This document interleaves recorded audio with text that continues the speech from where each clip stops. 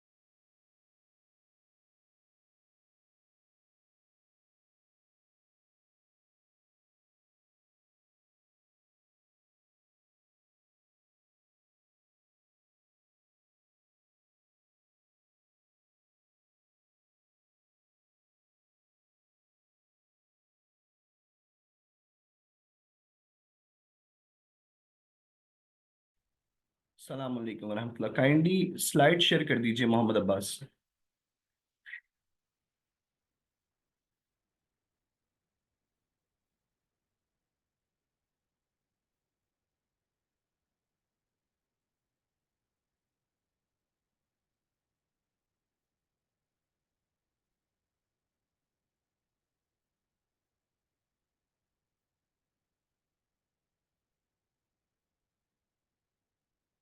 اعوذ باللہ من الشیطان اللعین الرجیم، بسم اللہ الرحمن الرحیم، وبہ نستعین انہ خیر ناصر ومعین، اللہم وفقنا لما تحب وترضى، والصلاة والسلام والتحیۃ والاکرام علی سیدنا مولانا محمد وآلہ الطیبین الطاہرین وصحبہم المنتجبین۔ اما بعد، السلام علیکم جمیعاً ورحمۃ اللہ وبرکاتہ۔ آپ تمام عزیزان کو بعرض ادب و احترام سلام، اور آپ سب کی اور آپ کے خاندانوں کی صحت و سلامتی کے لیے دعا گو ہوں۔ الحمدللہ اللہ تعالیٰ نے ہمیں یہ توفیق عطا فرمائی کہ ہم لوگ پہلی رمضان کو اس علمی نشست میں ایک ساتھ شریک ہیں، اور اس نشست کا، اس میٹنگ کا جو ہمارا موضوع ہے وہ اسلامک لا آف کانٹریکٹ ہے، یعنی شریعت اسلام کے مطابق کوئی بھی جب معاملہ کیا جاتا ہے اس کی کیا شرط و شرائط ہیں۔ انشاءاللہ ہم اس کو تفصیل سے جب آگے بڑھیں گے اس موضوع کو تو ایک ایک بات کو تفصیل سے جانیں گے، لیکن اس سے آگے بڑھ کر ابتدا میں سب سے پہلے میں چاہوں گا Al-Sadiq institute of Islamic banking finance and takaful کا تعارف کرواؤں۔ Al-Sadiq institute of Islamic banking finance and takaful ایک تعلیمی ادارہ ہے جو کہ 2007 میں شیخ شبیر حسن میسمی حفظہ اللہ اور بعض بینکر حضرات کے اشتراک اور ان کی سوچ کے ذریعے قائم ہوا، اور 2007 سے لے کے اب تک الصادق انسٹیٹیوٹ فقہ المعاملات، یعنی جو معاملات کے حوالے سے قوانین ہیں، شریعت کے احکام ہیں، اور بالخصوص اسلامک بینکنگ، اسلامک فائنانس، اگر میں ایک اصطلاح استعمال کروں جو سب کو شامل رکھتی ہے، اسلامک فائنانس کے موضوع پر اپنی خدمات انجام دے رہا ہے، اور تقریباً اب تک 1000 سے زیادہ بلکہ ہزاروں کی تعداد میں الصادق انسٹیٹیوٹ نے شریعہ اسکالرز اور ساتھ ہی پروفیشنلز کی ٹریننگ کا اہتمام کیا ہے اسلامک بینکنگ اینڈ فائنانس کے موضوع میں۔ دراصل بنیادی طور پہ اس ادارے کا مقصد، جس طرح عبادات میں شریعت کی بہت زیادہ اہمیت ہے، لوگ احکام جانتے ہیں عبادات کے، اس طرح معاملات میں شرعی احکام کو لوگوں تک پہنچانا اور ان کو یہ بتانا کہ خرید و فروخت کے شرعی احکام کیا ہے، کس طرح سے ہم حلال طریقے سے، جائز طریقے سے کاروبار اور تجارت کر سکتے ہیں، اور کس طرح وہ تمام چیزیں جو ممنوع ہے، مثلا ربا ہے، غرر ہے، قمار ہے، کہ جس سے ممانعت ہے شریعت میں، ان کو پہچانے اور ان سے دور رہ سکیں، تاکہ ہماری زندگی عبادات کے عنوان سے بھی اور معاملات کے عنوان سے بھی شریعت کے عین مطابق ہو۔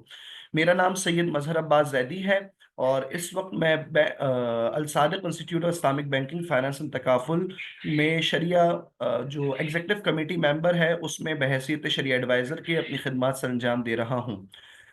میری تعلیم اسلامک فائنانس میں ایم فل ہے، اور اس وقت میں اپنی پی ایچ ڈی کی تکمیل کے مراحل میں ہوں اسلامک فائنانس کے موضوع میں۔ اس کے علاوہ میں ماسٹرز ہوں کامرس میں، اور میرا area of specialization conventional accounting ہے۔ اور اس کے ساتھ مدرسے کی جو رسمی تعلیم ہوتی ہے پاکستان میں، جیسے ہم درس نظامی کی تعلیم کہیں، یا مدرسے کی جو تعلیم ہے، اس سند کا نام ہے شہادت العالمیہ۔ میرے پاس شہادت العالمیہ ہے وفاق المدارس الشیعہ پاکستان کی جانب سے، فاضل عربک، اور جو اہم ہے پروفیشنل کوالیفیکیشنز میں، وہ CSAA certified shariah advisor and auditor, جو کہ AOFI accounting and auditing organization for Islamic financial institution. AOFI ایک مرکزی ادارہ ہے اسلامک فائنانس میں، جو اسلامک فائنینشیل انسٹیٹیوشنز کے لیے شرعی معیارات، اکاؤنٹنگ کے معیارات، آڈیٹنگ کے معیارات، اسی طرح گورننس اور ایتھکس کے معیارات کو جاری کرتا ہے۔ ان کی سرٹیفیکیشن AOFI کی انٹرنیشنل سرٹیفیکیشن CSAA ہے، certified shariah advisor and auditor. اور اس کے علاوہ ایک اور ان کی fellowship certified Islamic professional accountant ہے۔ تو یہ دونوں کوالیفیکیشنز میرے پاس ہیں، اور میں خود ایک اسلامک فائنانس کا طالب علم ہوں، اور اسی موضوع کو پڑھ رہا ہوں، سیکھ رہا ہوں، اور جو کچھ میں نے سیکھا ہے اپنے بڑوں سے کوشش کرتا ہوں کہ اس کو آگے پہنچا سکوں۔ نیکسٹ سلائیڈ کیجیے گا۔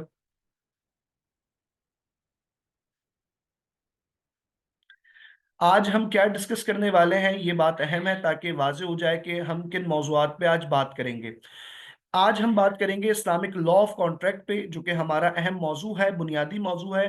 اس میں سب سے پہلے ہم اس بات کی طرف توجہ کریں گے کہ قرآن مجید میں اور احادیث نبویہ میں، احادیث معصومین علیہ الصلوۃ والسلام میں مالی معاملات کے حوالے سے کیا رہنمائی کی گئی ہے۔ آیا کیا مالی معاملات کے حوالے سے رہنمائی ہے بھی یا نہیں، یا اگر ہے تو وہ رہنمائی کیا ہے، وہ آیات و احادیث کیا ہے۔ ظاہر ہے کہ کسی بھی مسلمان کے لیے جو بنیاد ہے وہ قرآن و حدیث ہے۔ ہم جو کچھ اپنی زندگی کو گزارنے کا طریقہ کار لیں گے وہ قرآن و حدیث کے ذریعے سے ہوگا، لہٰذا چاہے وہ عبادات ہوں چاہے وہ معاملات ہوں، وہ قرآن و حدیث کے ذریعے ہمارے پاس رہنمائی موجود ہے۔ جبکہ ہم یہ سمجھتے ہیں کہ دین اسلام ہی اللہ کا منتخب شدہ پسندیدہ دین اسلام ہے، ان الدین عند اللہ الاسلام ومن یبتغی غیر الاسلام دینا فلن یقبل منہ، کہ جو دین اسلام کے علاوہ کسی اور دین کی پیروی کرے اس سے قبول نہیں کیا جائے گا۔ اور دین اسلام مکمل بھی ہے، جس کا اعلان خود قرآن مجید میں الیوم اکملت لکم دینکم واتممت علیکم نعمتی کی صورت میں کیا گیا، کہ ہم نے دین مکمل کر دیا ہے، نعمتوں کو تمام کر دیا۔ تو ظاہر ہے کہ اگر دین مکمل ہے تو تمام ہی معاملات میں، چاہے اس کا تعلق حقوق اللہ سے ہو یا حقوق الناس سے ہو، اس کی رہنمائی قرآن و حدیث میں موجود ہونا ضروری ہے، ورنہ دین مکمل نہیں ہو سکتا۔ دعوی اسلام اکمال کا ہے، مکمل ہونے کا ہے، لہٰذا ہمیں دیکھنا ہوگا کہ وہ قرآن و حدیث میں وہ تعلیمات کیا ہیں۔ بعض اوقات جزوی یعنی تفصیل کے ساتھ بعض احکامات کی تفصیل قرآن و حدیث میں آئی ہے، جبکہ دیگر احکامات کی تفصیل نہیں ہے، بلکہ اس کی کلی حکم یعنی اس کا جنرل رولنگ بتا دی گئی ہے، اور اسی کے ڈومین میں رہتے ہوئے، اسی جنرل پرمیسبلٹی میں رہتے ہوئے ہم دیگر معاملات کرنے میں شریعت کے دائرہ کار کے مطابق آزاد ہوتے ہیں۔ اور یقیناً یہ آزادی یا یہ حدود بھی معین علماء کرام، وہ لوگ جو قرآن و حدیث کا علم مجھ سے بہتر رکھتے ہیں، جو مجھ سے زیادہ انڈرسٹینڈنگ رکھتے ہیں، وہ بتائیں گے۔ ظاہر ہے کہ ہر علم میں جو اس علم کے علماء ہوتے ہیں ان کو یہ حق حاصل ہوتا ہے کہ وہ اس میں رہنمائی کریں۔ ہمارا آج کا دوسرا موضوع ہوگا واٹ ڈز اسلامک لا شریعہ مین۔ ہم جب بار بار کہتے ہیں، یہ لفظ آپ نے اکثر سنا ہوگا، شریعہ کمپلائنس، شریعہ کمپلائنس، تو شریعہ کا مطلب کیا ہے؟ شریعہ سے کیا مراد ہے؟ ہم دینی احکامات کہاں سے لیں گے؟ ہماری سورسز آف شریعہ کیا ہوں گی؟ پھر ہم اپنے موضوع کی طرف آگے بڑھ جائیں گے، what is the meaning of contract, عقد کا مطلب کیا ہے؟ کیونکہ ہمارا موضوع ہے اسلامک لا آف کانٹریکٹ، ہم اسلامک لا آف عبادات نہیں کر رہے، ہم اس طرح دیگر موضوعات کے اوپر بات نہیں کر رہے، ہم صرف مخصوص کانٹریکٹ کے اوپر بات کر رہے ہیں کہ کانٹریکٹ میں اسلامک وہ ہمارے احکام کیا ہوں گے۔ پھر اس کے بعد ٹائپس آف کانٹریکٹ کے کسی بھی معاملے کی کتنی اقسام ہیں، اور ہر قسم کے الگ الگ احکام ہیں، تو ہم ان احکام کو، ان رولنگز کو، شریعہ رولنگز کو بھی جاننے کی انشاءاللہ ہم کوشش کریں گے۔ उसके बाद हम कॉन्ट्रैक्ट ऑफ सेल पे पहले आज गुफ्तगू करेंगे इंशाल्लाह। अगर इस पूरे मौजू के बाद, इन तीनों चारों नुकात के बाद अगर हमारे पास वक्त बचता है, तो आज हम पहले कॉन्ट्रैक्ट ऑफ सेल पर बात करेंगे। कॉन्ट्रैक्ट ऑफ सेल में हम कॉन्ट्रैक्ट ऑफ सेल यानी अक़्द बै की शराइत, उसके बाद जो उसकी कॉन्टेम्प्रेरी एप्लीकेशंस हैं, मसलन आज अक्सर लोग हमसे डिजिटल करेंसी के बारे में पूछते हैं कि ये बिटकॉइन क्या है, इथीरियम क्या है, क्या इनकी खरीद फरोख्त जायज़ है, इसके ऊपर फ़ुक़हा कराम की आरा क्या है। इसी तरह फॉरेक्स ट्रेडिंग के हवाले से मुख्तलिफ सवालात किए जाते हैं कि फॉरेक्स ट्रेडिंग आया जायज़ है या नाजायज़ है, किस हद तक के इसके अंदर शरीयत से मुताबिकत पाई जाती, किस हद तक नहीं पाई जाती।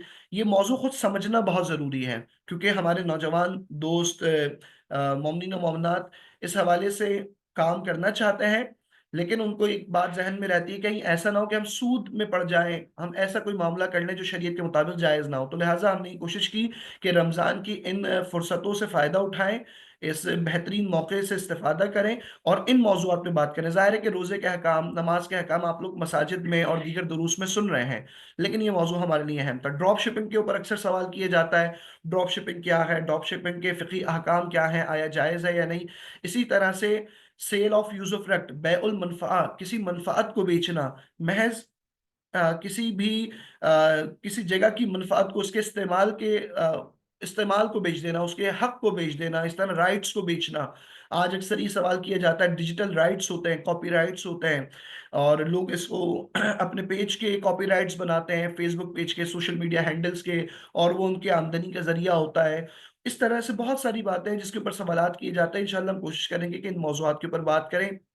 इसी तरह से शेयर्स के ऊपर, कैपिटल मार्केट के ऊपर सवाल किए जाते हैं कि आया शेयर्स खरीदना बेचना जायज़ है या नहीं, बॉन्ड्स खरीदना, प्राइस बॉन्ड्स लेना, सुकूक क्या होता है, ये सारी बातें इंशाल्लाह हम सेल कॉन्ट्रैक्ट में करेंगे।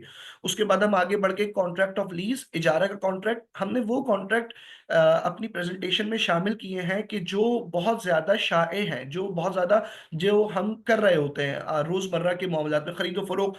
रोज़ाना हर एक शख्स खरीदो फरोख्त किसी ना किसी सूरत में कर रहा होता है, बाहर मार्केट में जाता है, ये खरीदो फरोख्त है, चाहे वो छोटी चीज़ की खरीदो फरोख्त हो या बड़ी चीज़ की खरीदो फरोख्त। इजारादारी का मामला, कभी मैं खुद किसी के घर किराए पर होता हूँ, कभी मेरा घर किराए पर होता है, कभी मैं किसी के यहाँ जॉब कर रहा होता हूँ, कभी कोई मेरे पास एम्प्लॉय होता है। इसके अहकामात जानने के लिए इसी के ज़िम्न में इसकी कॉन्टेम्परेरी एप्लीकेशन में फ्रीलांसिंग क्या होती है, फ्रीलांसिंग की शरई हुदूद क्या है, affiliate marketing, multi level marketing. उसके बाद फिर हम बात करेंगे कॉन्ट्रैक्ट ऑफ पार्टनरशिप की, उकूद मुशारका, यानी अगर कोई दो लोग, दो अफराद या दो इदारे मिलकर बिजनेस करते हैं, चाहे वो छोटे स्केल पे काम करें या बड़े स्केल पे काम करें, उसके शरई अहकामात क्या होंगे। अक्सर लोग पूछ रहे होते हैं, ऑनलाइन इन्वेस्टमेंट स्कीम्स हैं कि हम अगर पैसे मिलाएं फलां इदारे में तो वो हमें इतना रिटर्न देते हैं, आया ये जायज़ है या नहीं जायज़ है। तो पहले हम किसी भी मामले की शरई अहकामात को जानेंगे कि शरीयत ने इस मामले के क्या मखसूस अहकाम करार दिए हैं, और उसके बाद उसकी असली तदबीकात, कॉन्टेम्परेरी एप्लीकेशंस पे डिस्कस करेंगे। और इंशाल्लाह फिर हम आगे बढ़कर दूसरे मामले, मसलन कॉन्ट्रैक्ट ऑफ एजेंसी, वकाला। बाज़ औक़ात हम मामला एजेंसी का कर रहे होते हैं, जिसमें मोनेटाइजेशन, ब्रोकरेज सर्विसेज होती हैं, आप किसी के लिए कोई काम कर रहे हैं और उससे सर्विस फी ले रहे हैं, तो वकाला के क्या काम है, वकील की क्या जिम्मेदारियां होती हैं, उसके क्या हुकूक होते हैं, वगैरह वगैरह। मोनेटाइजेशन, ब्रोकरेज सर्विसेज, इंशाल्लाह इस मौजू को हम इन 3 दिन में मुकम्मल करना चाहेंगे। आज हम शुरू करेंगे हमारा पहला मौजू फाइनेंशियल टीचिंग्स ऑफ कुरान और हदीस के हवाले से इंशाल्लाह। स्लाइड आगे कर दीजिएगा मोहम्मद अब्बास।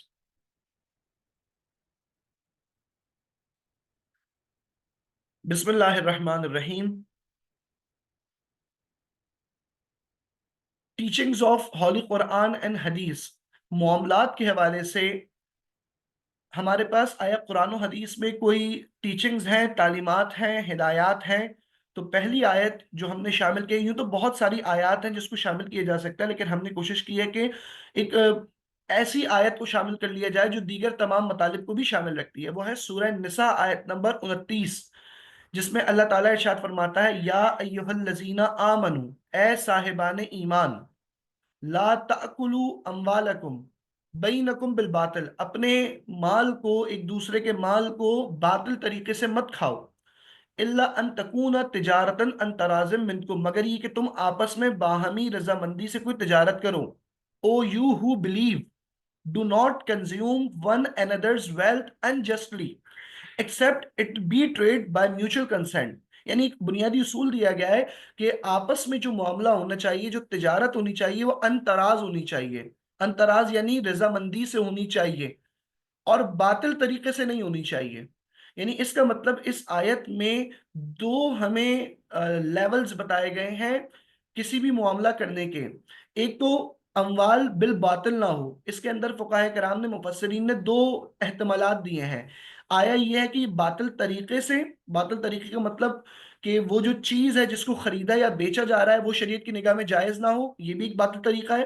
اور ایک مرتبہ ہم ان معاملات میں ان اصولوں کی رعایت نہ کریں جو اصول شریعت نے بتائے ہیں، تو وہ باطل طریقہ بن جائے گا. مثلا میں کسی چیز کو جس کا بیچنا اصلا جائز ہو لیکن وہ میری ملکیت نہ ہو اور میں بیچ دوں مثلا، تو یہ باطل طریقہ ہو گیا.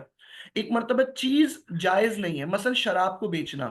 مجھ سے ایک مرتبہ کسی نے سوال کیا تھا کیا اسلام میں تجارت جائز ہے، تو اس کا میں نے جواب یہ دیا جو کہ اس لحاظ سے بہت مناسب جواب تھا کہ جی اسلام میں تجارت جائز ہے، البتہ ہر چیز کی تجارت جائز نہیں ہے اور ہر طرح سے تجارت جائز نہیں ہے. ممکن ہے کوئی کہے کہ اگر میں کوئی ایسی چیز خرید رہا بیچ رہا ہوں جس کا بیچنا خریدنا شریعت میں جائز نہیں ہے لیکن بیچنے والا خریدنے والا دونوں راضی ہیں، تو کیا وہ جائز ہو جائے گی؟ دونوں کے راضی ہونے سے نہیں ہوگی. اسی طرح سے کوئی ایسی چیز جس کا بیچنا جائز ہے لیکن اس طریقے سے نہ خریدی بیچی جائے جس کا طریقہ بیچنے کا دیا گیا ہے، تو وہ بھی جائز نہیں ہے. اس کی آسان سی مثال ہے، مثلا بعض چیزیں کھانے میں جائز ہیں، بعض چیزیں جائز نہیں ہیں. مثلا اگر گوشت کی مثال دیں، میٹ کی مثال لیں، بعض جانور ایسے ہیں جو معقول اللحم ہیں جن کا کھانا پینا جائز ہے، جبکہ بعض کا کھانا پینا جائز نہیں ہے. جن کا کھانا پینا جائز نہیں ہے، حرام ہے، مثلا درندے کا گوشت، مثلا سور کا گوشت، مثلا کتے کا گوشت اور وغیرہ وغیرہ. یہ چونکہ ان کا کھانا حرام ہے لہٰذا ان کا خرید و فروخت بھی حرام ہے. لہٰذا اگر کوئی شخص تمام رعایتیں کرتے ہوئے خرید و فروخت کے مسائل کی، جو کہ ہم بعد میں ڈسکس کریں گے کہ دونوں رضامندی سے، دونوں قیمت بھی طے ہے، مقدار بھی طے ہے، ہر چیز طے ہے، لیکن اس چیز کا بیچنا تب بھی حرام ہے کیونکہ شریعت میں اس کا بیچنا جائز نہیں ہے. اسی طرح سے ایک مرتبہ طریقے کے اوپر بات ہوتی ہے کہ چیز جائز ہے، مثلا گائے کا گوشت، مثلا مرغی کا گوشت، مثلا وہ جانور جن کا گوشت کھانا استعمال کرنا جائز ہے. اگر وہ مردار ہوں، ذبیحہ نہ ہوں، ان کو ذبح نہ کیا جائے بلکہ وہ مر جائے اور اس کو بیچا جائے، تو باوجود اس کے کہ معقول اللحم ہے، کھائے جا سکتے ہیں، لیکن چونکہ اس کے طریقہ کار میں بھی ایک شرعی حکم تھا کہ اس کو پہلے ذبیحہ بنایا جائے گا اور اس کے بعد خریدا بیچا جائے گا، پھر یہ استعمال کے لیے حلال ہوگا. تو لہٰذا ایک مرتبہ پروڈکٹ ناجائز ہوتا ہے اور ایک مرتبہ پروسیس نان کمپلائنٹ ہوتا ہے. تو لہٰذا ہماری کوشش ہے اس تین نشستوں میں ہم ان باتوں کو جانیں کہ پروڈکٹ کون سے جائز ہیں اور اس کا شرعی طریقہ کار کیا ہے. ٹھیک ہے. اسی طرح سے تمام معاملات میں، اجارہ کے اندر، مشارکہ کے اندر، وکالہ کے اندر کون سا معاملہ جائز ہے اور اس معاملے کے کرنے کا طریقہ کار کیا ہے. ظاہر ہے کہ ہر چیز کا ایک طریقہ کار ہے. جب آپ لا کی بات کرتے ہیں، قوانین کی بات کرتے ہیں، تو قانون میں طریقہ کار بتائے گئے ہوتے ہیں اور بعض اوقات ایک قانون کسی نقصان سے بچنے کے لیے ہوتا ہے، بعض اوقات ایک نقصان براہ راست نہیں ہوتا لیکن قانون بنایا جاتا ہے تاکہ مستقبل میں کوئی نقصان نہ ہو سکے. ممکن ہے کوئی شخص کہے، مثلا یہ قانون بنایا گیا ہے کہ ریڈ لائٹ آپ نے کراس نہیں کرنی. ریڈ لائٹ اگر کسی نے کراس کی، ٹریفک رولز کی وائلیشن ہے، یہ جب تک گرین نہیں ہوگی لائٹ تب تک کہ جا نہیں سکتے، ریڈ پہ جائیں گے تو چلان ہوگا. ممکن ہے کوئی کہے کہ میں شروع سے جاتا ہوں لیکن کبھی بھی کوئی نقصان نہیں ہوا، یا میں دیکھ کر جاتا ہوں جب کوئی نہیں ہوتا ہے، یا میں رات میں جاتا ہوں جب کوئی لائٹ نہیں ہوتی. تو قانون یہ کہتا ہے کہ نہیں، اگر نقصان نہیں ہوا اس کا یہ مطلب نہیں نقصان نہیں ہو سکتا، اور اگر میرے سے نہیں ہوا اس کا یہ مطلب نہیں کہ کسی سے نہیں ہوگا. قانون سب کے لیے ہوتا ہے، برابر ہوتا ہے، اور قانون اس لیے ہوتا ہے تاکہ میکسیمم نقصان سے بچا جا سکے اور میکسیمم بینیفٹ حاصل کیا جا سکے اس معاملے کا. تو اس لیے لہٰذا ضروری ہے کہ آپ شرعی احکامات میں اس پروڈکٹ کی کمپلائنس اور پروسیس کی کمپلائنس کو جانتے ہوں. اس کے بعد جب کوئی معاملہ کریں گے تو آسان ہے. رسول مآب صلی اللہ علیہ وآلہ وسلم ارشاد فرماتے ہیں، طلب کسب الحلال فریضۃ بعد الفریضہ. حلال کمانا واجب سے بھی بڑھ کر واجب ہے. فریضہ بعد الفریضہ یعنی واجب ہے. جس طرح نماز واجب ہے، اسلام نے روحانیت کی تعلیم نہیں دی ہے. اسلام نے کبھی یہ نہیں کہا کہ بیٹھ جائیں. اگر آپ سیرت رسول مآب صلی اللہ علیہ وسلم کو دیکھیں، سیرت ائمہ اہل بیت کو دیکھیں، سیرت صحابہ کرام کو دیکھیں، آپ جہاں پر دین کے عالم تھے وہیں پر آپ تاجر بھی تھے، آپ خود کسب بھی کرتے تھے، یعنی آپ اپنے معاملات کو اپنے ہاتھوں سے انجام دیتے. یہ سیرت ہے، یعنی اگر ہم اس موضوع کے اوپر کبھی بات کریں کہ ہمارے یعنی رسول مآب صلی اللہ علیہ وسلم، صحابہ کرام، ائمہ اہل بیت کی اپنی معاشی زندگیاں کیسے گزری ہیں، آیا وہ کچھ کرتے تھے یا نہیں کرتے تھے؟ تو ہم دیکھتے ہیں کہ نہیں، آپ لوگ سب تجارت کرتے تھے، آپ لوگ معاملہ کرتے تھے اور خود کسب حلال کرتے تھے۔ کیوں؟ کیونکہ آپ فرماتے ہیں رسول مآب، طلب کسب الحلال فریضۃ بعد الفریضہ، چاہے عالم ہو یا غیر عالم ہو، سب کے لیے، تمام لوگوں کے لیے، سب کے لیے، بالخصوص مسلمانوں کے لیے باقاعدہ روایت ہے، القاسب حبیب اللہ، جو کسب کرتا ہے، جو محنت سے کماتا ہے۔ ظاہر ہے کہ جب ہم کہتے ہیں محنت سے کمانا، اس کا مطلب حلال ذریعے سے کمانا۔ اگر کوئی شخص چوری بھی کرتا ہے تو چوری کرنے میں بھی کوئی نہ کوئی محنت تو شامل ہے، ظاہر ہے رسک بھی ہے، وہ رسک لے رہا ہے، لیکن وہ حلال نہیں ہے، حلال طریقے سے کمائے۔ جو حلال طریقے سے کماتا ہے وہ حبیب اللہ، اللہ کا دوست ہے۔ اور آپ جانتے ہیں لفظ حبیب یہ رسول مآب کے القابات میں سے، رسول مآب حبیب خدا، ظاہر ہے کہ مراتب میں فرق ہے، مرتبہ ایک نہیں ہے، لیکن اللہ تعالیٰ نے محنت کر کے کمانے والے، جائز طریقے سے کمانے والے کو اپنا حبیب قرار دیا ہے۔ یہ حدیث سنن کبریٰ البہقی میں بھی ہے، اس طرح یہ شیعہ منابع میں بھی ہے، سنی منابع میں بھی۔ یہ کتاب سنن کبریٰ اہل سنت حدیث کی کتابوں میں سے ہے۔ پھر اس کے بعد امیر المؤمنین امام علی علیہ السلام ارشاد فرماتے ہیں، من اتجر بغیر فقہ، یہ بہت اہم حدیث ہے سمجھنے کے لیے، اور خصوصاً اس موضوع کی اہمیت کو جاننے کے لیے۔ کیوں ہم اسلامک لا آف کانٹریکٹ پہ بات کر رہے ہیں؟ ہم عمومی طور پہ جیسے معاملہ ہوتے رہنے دیں، ہم اتنی تفصیل کیوں کر رہے ہیں؟ جبکہ آج تک ہم نے نماز کے احکام ذرا تفصیل سے سنے ہیں، روزے کے، وضو کے، غسل کے، زکوٰۃ کے، خمس کے، یہ خرید و فروخت کے احکام عمومی طور پہ بیان نہیں کیے جاتے۔ ہم کیوں اتنی محنت کر رہے ہیں؟ رسول مآب ہم سے مطلب یہ ہم لوگ جو جمع ہوئے اور اس کے لیے اپنا وقت نکال رہے ہیں، اس کے لیے ہمارے پاس حکم ہے امیر المومنین مولا علی کی جانب سے، من اتجر بغیر فقہ، آپ فرماتے ہیں جو بغیر فقہ پڑھے، جو بغیر شریعت کو سمجھے تجارت کرے گا، فقد ارتقم فی الربا، وہ سود میں ضرور پڑ جائے گا۔ whoever engage in trade without knowledge of fiqh will inevitably fall into riba۔ اور ظاہر ہے کہ جو شخص ربا میں پڑ گیا، ربا کا مطلب صرف یہاں یہ نہیں کہ وہ صرف ربا میں پڑ جائے گا، جو ربا میں پڑ گیا تو اس کا مطلب وہ ہر پھر غلط کام میں پڑ گیا، کیونکہ ربا اشد الذنوب عند اللہ، بدترین گناہ، یعنی وہ گناہ جس کو خدا اور اس کے رسول سے جنگ قرار دیا گیا ہے، وہ گناہ جس کا کم سے کم درجہ اپنے محرم سے زنا قرار دیا گیا ہے۔ لہٰذا اگر کوئی شخص امیر المومنین کی اس حدیث کے مطابق جو فقہ نہیں جانتا، جو شریعت نہیں پڑھتا، اور پھر کوئی بھی معاملہ کر رہا ہے، چاہے وہ کسی کا کوئی کام کر رہا ہے یا کسی سے کوئی کام لے رہا ہے، کسی کوئی چیز بیچ رہا ہے، کسی سے کوئی چیز خرید رہا ہے، اگر اس نے شرعی احکامات جانے بغیر کیا ایسا، تو وہ سود میں پڑ جاتا ہے۔ اس طرح حضرت عمر رضی اللہ تعالیٰ عنہ سے مشہور و معروف حدیث ہے کہ آپ نے اپنے دور میں کہا تھا کہ جو ہماری فقہ نہیں جانتا وہ ہمارے بازار میں خرید و فروخت نہیں کر سکتا، یعنی اسے چاہیے کہ پہلے اسلامی احکامات کو جانے۔ جب انٹرنیشنل ٹریڈ بڑی اس دور کے لحاظ سے، اور اسلام شام اور ایران تک پھیلا، جنگ قادسیہ، جنگ یرموک کے بعد، اور پھر تجارت گلوبلائزیشن شروع ہوئی کہ مارکیٹ سیٹ ہونے لگی، باہر کے تاجر آنے لگے مدینے میں، تو اس وقت یہ سود کا مسئلہ سامنے آیا، کیونکہ بعض لوگ یہ اس کو اس طرح سے حرام نہیں لے رہے تھے مسلمانوں کے علاوہ، یا دیگر معاملات جو تھے، کس چیز کو بیچنا چاہیے، کس چیز کو نہیں بیچنا چاہیے، کس طرح خریدنا بیچنا چاہیے۔ تو آپ نے فرمایا کہ پہلے فقہ پڑھے گا کوئی شخص اور پھر ہمارے بازار میں آ کے تجارت کرے گا۔ اسی طرح سے امام جعفر الصادق علیہ السلام سے مشہور و معروف حدیث جو کہ وسائل الشیعہ میں شیخ خرہ عاملی نے نقل کی، اور یہی وہ حدیث ہے کہ جس کے ذریعے المکاسب، جو کہ حوزہ علمیہ قم و نجف کی یا اہل تشیع کے حوزے میں پڑھائی جانے والی معاملات پہ جو اہم ترین کتاب المکاسب المحرمہ، اس کتاب کے مؤلف ہیں شیخ مرتضی انصاری۔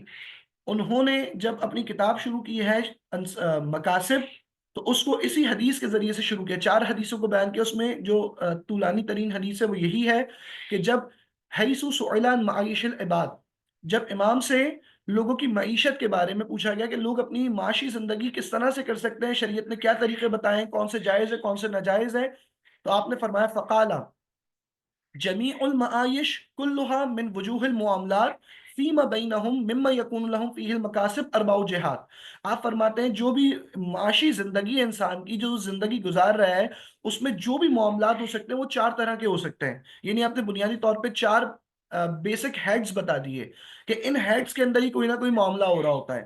لیکن آپ فرماتے ہیں وَيَكُونُ فِيهَا حَلَالٌ مِّن جِهَةٍ وَحَرَامٌ مِّن جِهَةٍ، یہ جو چار جہات ہو سکتی ہیں، یہ ایک جہت سے حلال ہے، ایک جہت سے حرام ہے، یعنی ایسا نہیں، جو 4 طریقے ہیں اپنی زندگی گزارنے کے، جس کے اندر انسان زندگی گزارتا ہے اپنی معاشی زندگی، وہ سب کے سب حلال ہیں۔ آپ نے فرمایا نہیں، بعض طریقے ان 4 جہتوں میں سے حلال ہے، بعض طریقے حرام ہیں، لہٰذا ہمیں حلال کو سمجھنا ہے، حرام کو سمجھنا ہے، ایسا نہ ہو کہ ہم وہی معاملہ کر رہے ہوں لیکن حرام معاملہ ہو جائے۔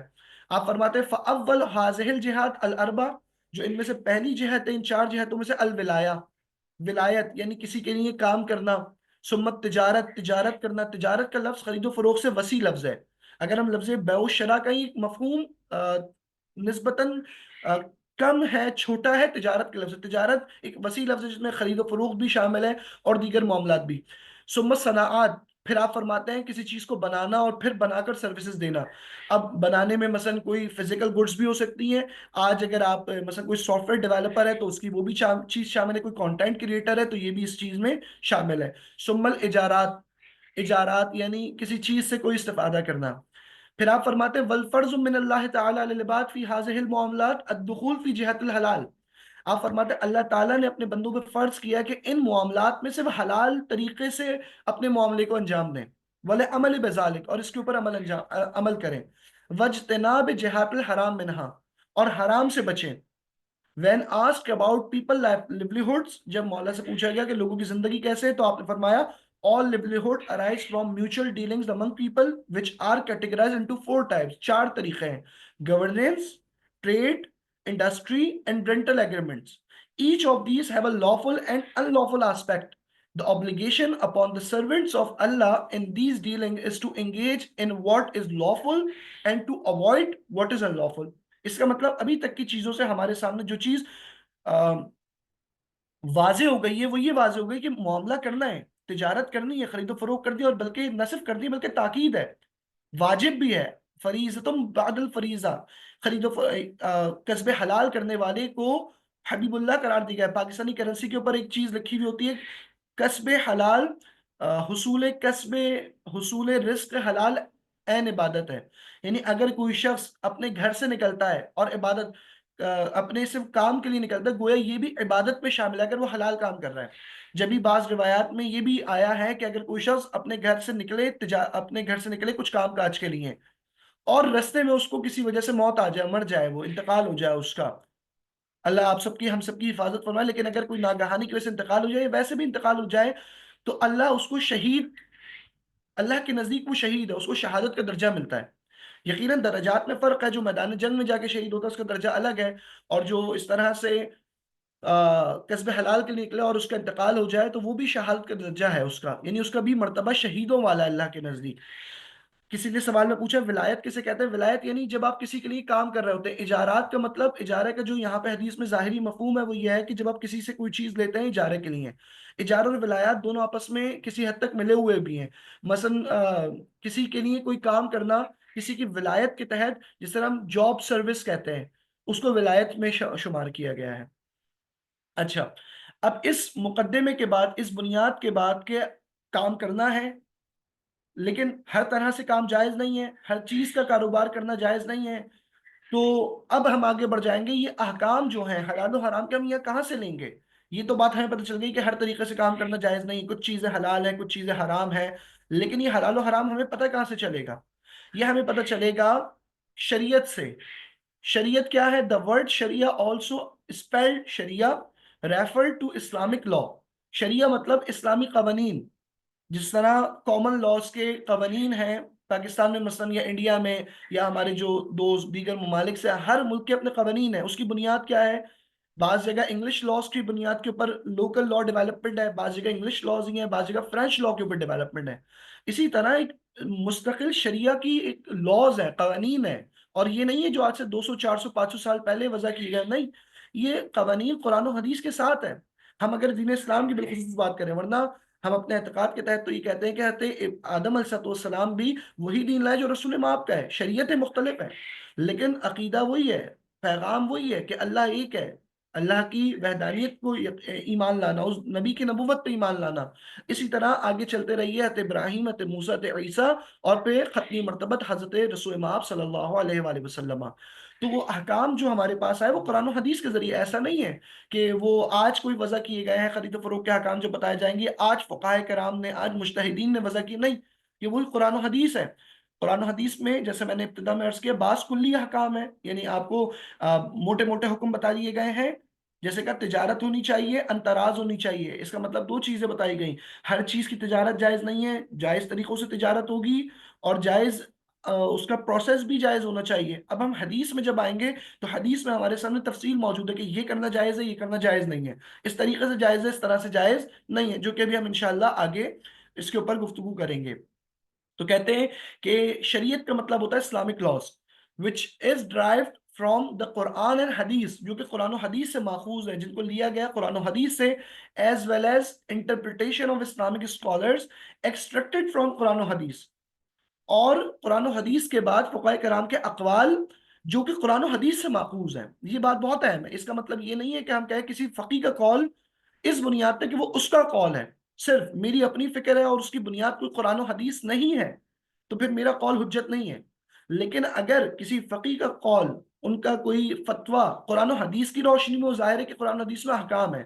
خود روایات میں آتا ہے کہ علینا القاء الاصول، ہمارا کام تمہیں اصول بتانا ہے، وعلیکم التفریع، اور تمہارا کام اس کی فرع در فرع نکالنا ہے، یعنی اس کے سب رولنگز نکالنا، یہ ایک فقی کا کام ہے۔ ایسا نہیں ہے کہ ہر حکم، اچھا یہ بعض چیزیں ہیں جو بہت ہی فینسی ٹائپ ہمیں محسوس ہوتی ہیں سننے بولنے میں، جبکہ اصل میں ایسا نہیں ہے۔ شریعت میں کیا ہر چیز اس کے نام کے ساتھ بتا دی گئی ہے؟ ظاہر ہے کہ نہیں، نام کے ساتھ نہیں بتائی گئی ہے۔ اس دور میں وہ لوگ جو حکم سمجھتے تھے، مثلا شعر مقدس کے دور میں وہ چیز موجود تھی، آپ نے بتایا، اور ایک کلی حکم بتا دیا، جنرل رول بتا دیا کہ دیکھیں یہ طریقہ کار ہے، اس دائرے کار میں رہتے ہوئے جو کام کیا جائے گا جائز ہے، اس دائرے کار سے نکل کے جو کام کیا جائے گا وہ ناجائز ہے۔ تو لہٰذا موضوعات نہیں بتائے گا، مثلا ہوائی جہاز کا مسئلہ، کوئی یہ سوال کرے ہوائی جہاز میں سفر کرنا جائز ہے نہیں جائز ہے، آج گاڑی میں سفر کرنا جائز ہے یا نہیں جائز ہے؟ رسول کے دور میں گاڑی نہیں ہوتی تھی، اس میں گھوڑے ہوتے تھے، مثلا اونٹ ہوتے تھے، کیا ہمیں اونٹ لانے چاہیے؟ نہیں، ہم دیکھتے ہیں قرآن مجید میں بتایا گیا کہ تمہارے لیے سواری کے چیزوں کو والبغال والحمیر زینت، ہمیں زینت قرار دی گئی، یعنی سکون کا باعث قرار دیا گیا ہے۔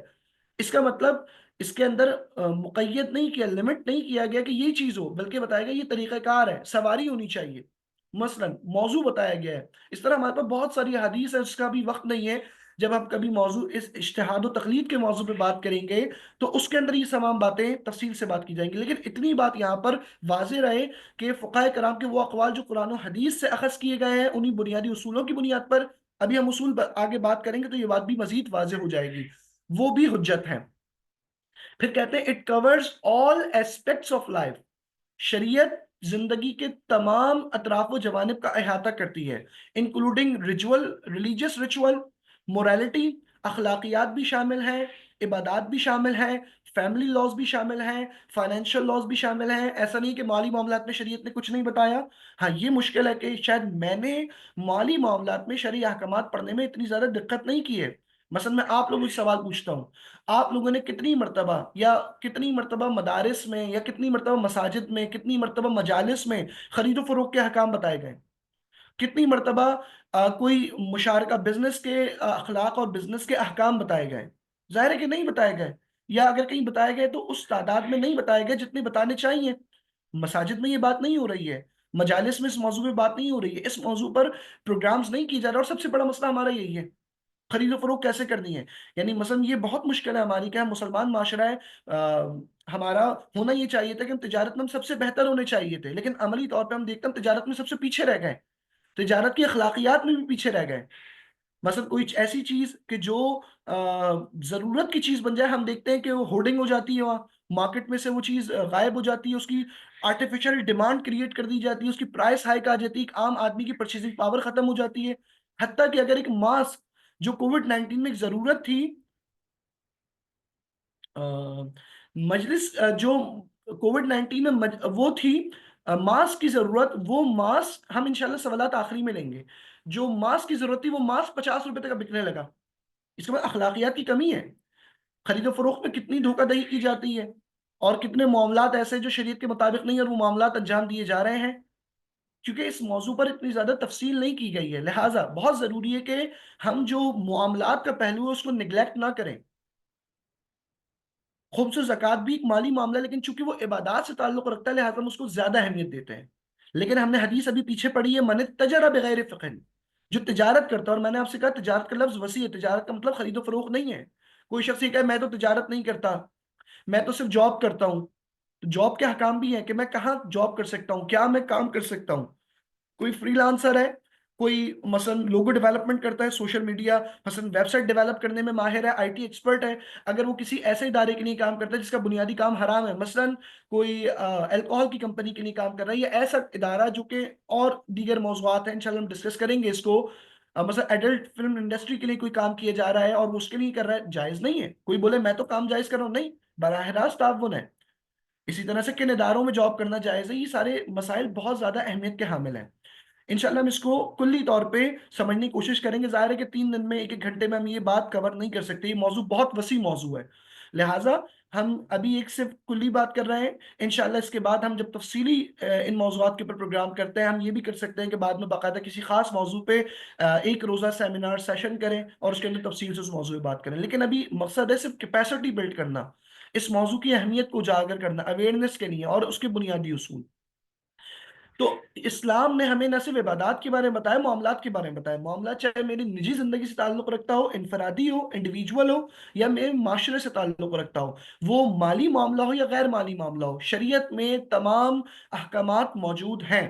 اور وہ شرعی احکامات کہاں سے اخذ کیے جائیں گے؟ قرآن سے، حدیث سے، اجماع سے. اجماع کیا ہے؟ فقہاء کرام کا، یا اس دور میں صحابہ کرام کا، ائمہ اہل بیت کے صحابہ کا، اور اس کے بعد علماء کرام کا کسی موضوع کے حکم پر جمع ہو جانا، اس پر اتفاق کر لینا، اجماع کہلاتا ہے.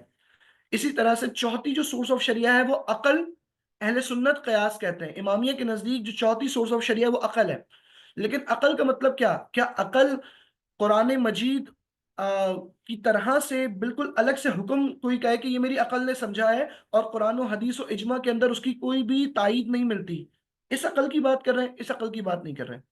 عقل سے مراد عقل کا ایک خاص ڈومین ہے. مثلا ایسی چیزوں کا عقل کے ذریعے سمجھنا، مثلا ملازمات عقلیہ. ملازمات عقلیہ مطلب کوئی شخص یہ کہے کہ نماز پڑھنا واجب ہے، ٹھیک ہے، اور نماز میں لباس کا پاک ہونا واجب ہے. نماز میں لباس کا پاک ہونا واجب ہے، اس طرح وضو کا ہونا واجب ہے. اب کوئی یہ سوال پوچھے کہ آیا نماز کے لیے وضو کرنا واجب ہے یا نہیں؟ نماز واجب ہے، نماز میں طہارت بھی واجب ہے، یعنی وضو ہونا ضروری ہے.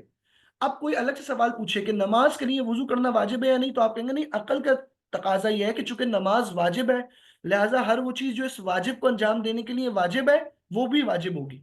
ہمیں الگ سے حدیث کی ضرورت نہیں، گرچہ حدیث موجود ہے، صرف سمجھانے کے لیے اس موضوع کو ملازمات عقلیہ کیا ہوتا ہے. مثلا ہم کہیں کہ خدا حکیم ہے کیونکہ خدا رحمان ہے، رحیم ہے. اب کوئی حکم آیا خدا کی طرف سے، کیا ہم یہ سمجھ سکتے ہیں یہ ابس ہوگا، یہ بیکار ہوگا، بس یہ کہہ دیا گیا؟ خدا ہے یا کوئی عام حکمران ہے؟ حکمران مطلب وہ کہے کہ جب مجھے اچھا لگ رہا ہے یہ کام کر لیا جائے، وہ کام نہیں کیا جا سکتا. لیکن ہم کہیں خدا کی طرف سے کوئی حکم آیا، چونکہ خدا حکیم مطلق ہے، لہٰذا اس حکم میں بھی حکمت موجود ہوگی، ضروری ہے کہ حکمت موجود ہو. اجماع کے حوالے سے ابھی کسی نے دوبارہ کہا اجماع کیا ہوتا ہے؟ اجماع یعنی کسی موضوع کسی حکم کے اوپر علماء کرام کا اتفاق کر لینا کہ ہاں یہ حکم ایسا ہی ہے. مثلا قرآن مجید میں ایک موضوع ہے تجارت رضامندی سے ہونی چاہیے. حدیث میں پھر کہا گیا کہ جب خرید و فروخت تو اس میں ربا نہیں ہونا چاہیے، ربا ان چیزوں میں ہوتا ہے. اور فقہاء کرام نے اس بات پر اتفاق کیا، ہر دور کے فقہاء نے، مثلا کہ ہاں مثلا ربا اس چیز میں ہوتا ہے، اس چیز میں نہیں ہوتا. میں بھی بہت سارے موضوع کھولنا نہیں چاہ رہا، ورنہ اگر ایک موضوع ربا شروع ہو جائے گا پھر آپ کے سوالات ربا کے متعلق زیادہ ہوں گے، تو ابھی ہم ربا پہ بات نہیں کریں گے. یعنی کسی بھی حکم پر فقہاء کرام کا اس دور کے متفق ہو جانا ایک طریقے سے اجماع قرار پاتا ہے کہ ہاں یہ اس طرح سے حکم ہوگا. قیاس کسے کہتے ہیں؟ قیاس کا مطلب یہ ہے کہ ہمارے سامنے ایک نیا کوئی مسئلہ آیا اور اس مسئلے میں ہمیں نہیں پتہ کہ یہ چیز حلال ہے یا حرام ہے، اس کا شرعی حکم کیا ہے، ٹھیک ہے. اب ہم نے قرآن مجید میں دیکھا وہ حکم موجود نہیں تھا اس چیز کا، اس موضوع کا. حدیث میں دیکھا وہ موضوع نہیں ملا. اسی طرح سے ہمیں فقہاء کرام کو اس موضوع پہ کوئی اجماع نہیں ملا. مثلا آج کے جدید مسائل جو ہیں، مسائل مستحدثہ، اب ظاہر ہے کہ آج اگر فورکس ٹریڈنگ کی بات ہو رہی ہے، ڈیجیٹل ایسٹس کی بات ہو رہی ہے، تو 200 سال پہلے یا 100 سال پہلے یہ ڈیجیٹل ایسٹس کا کوئی تصور نہیں تھا.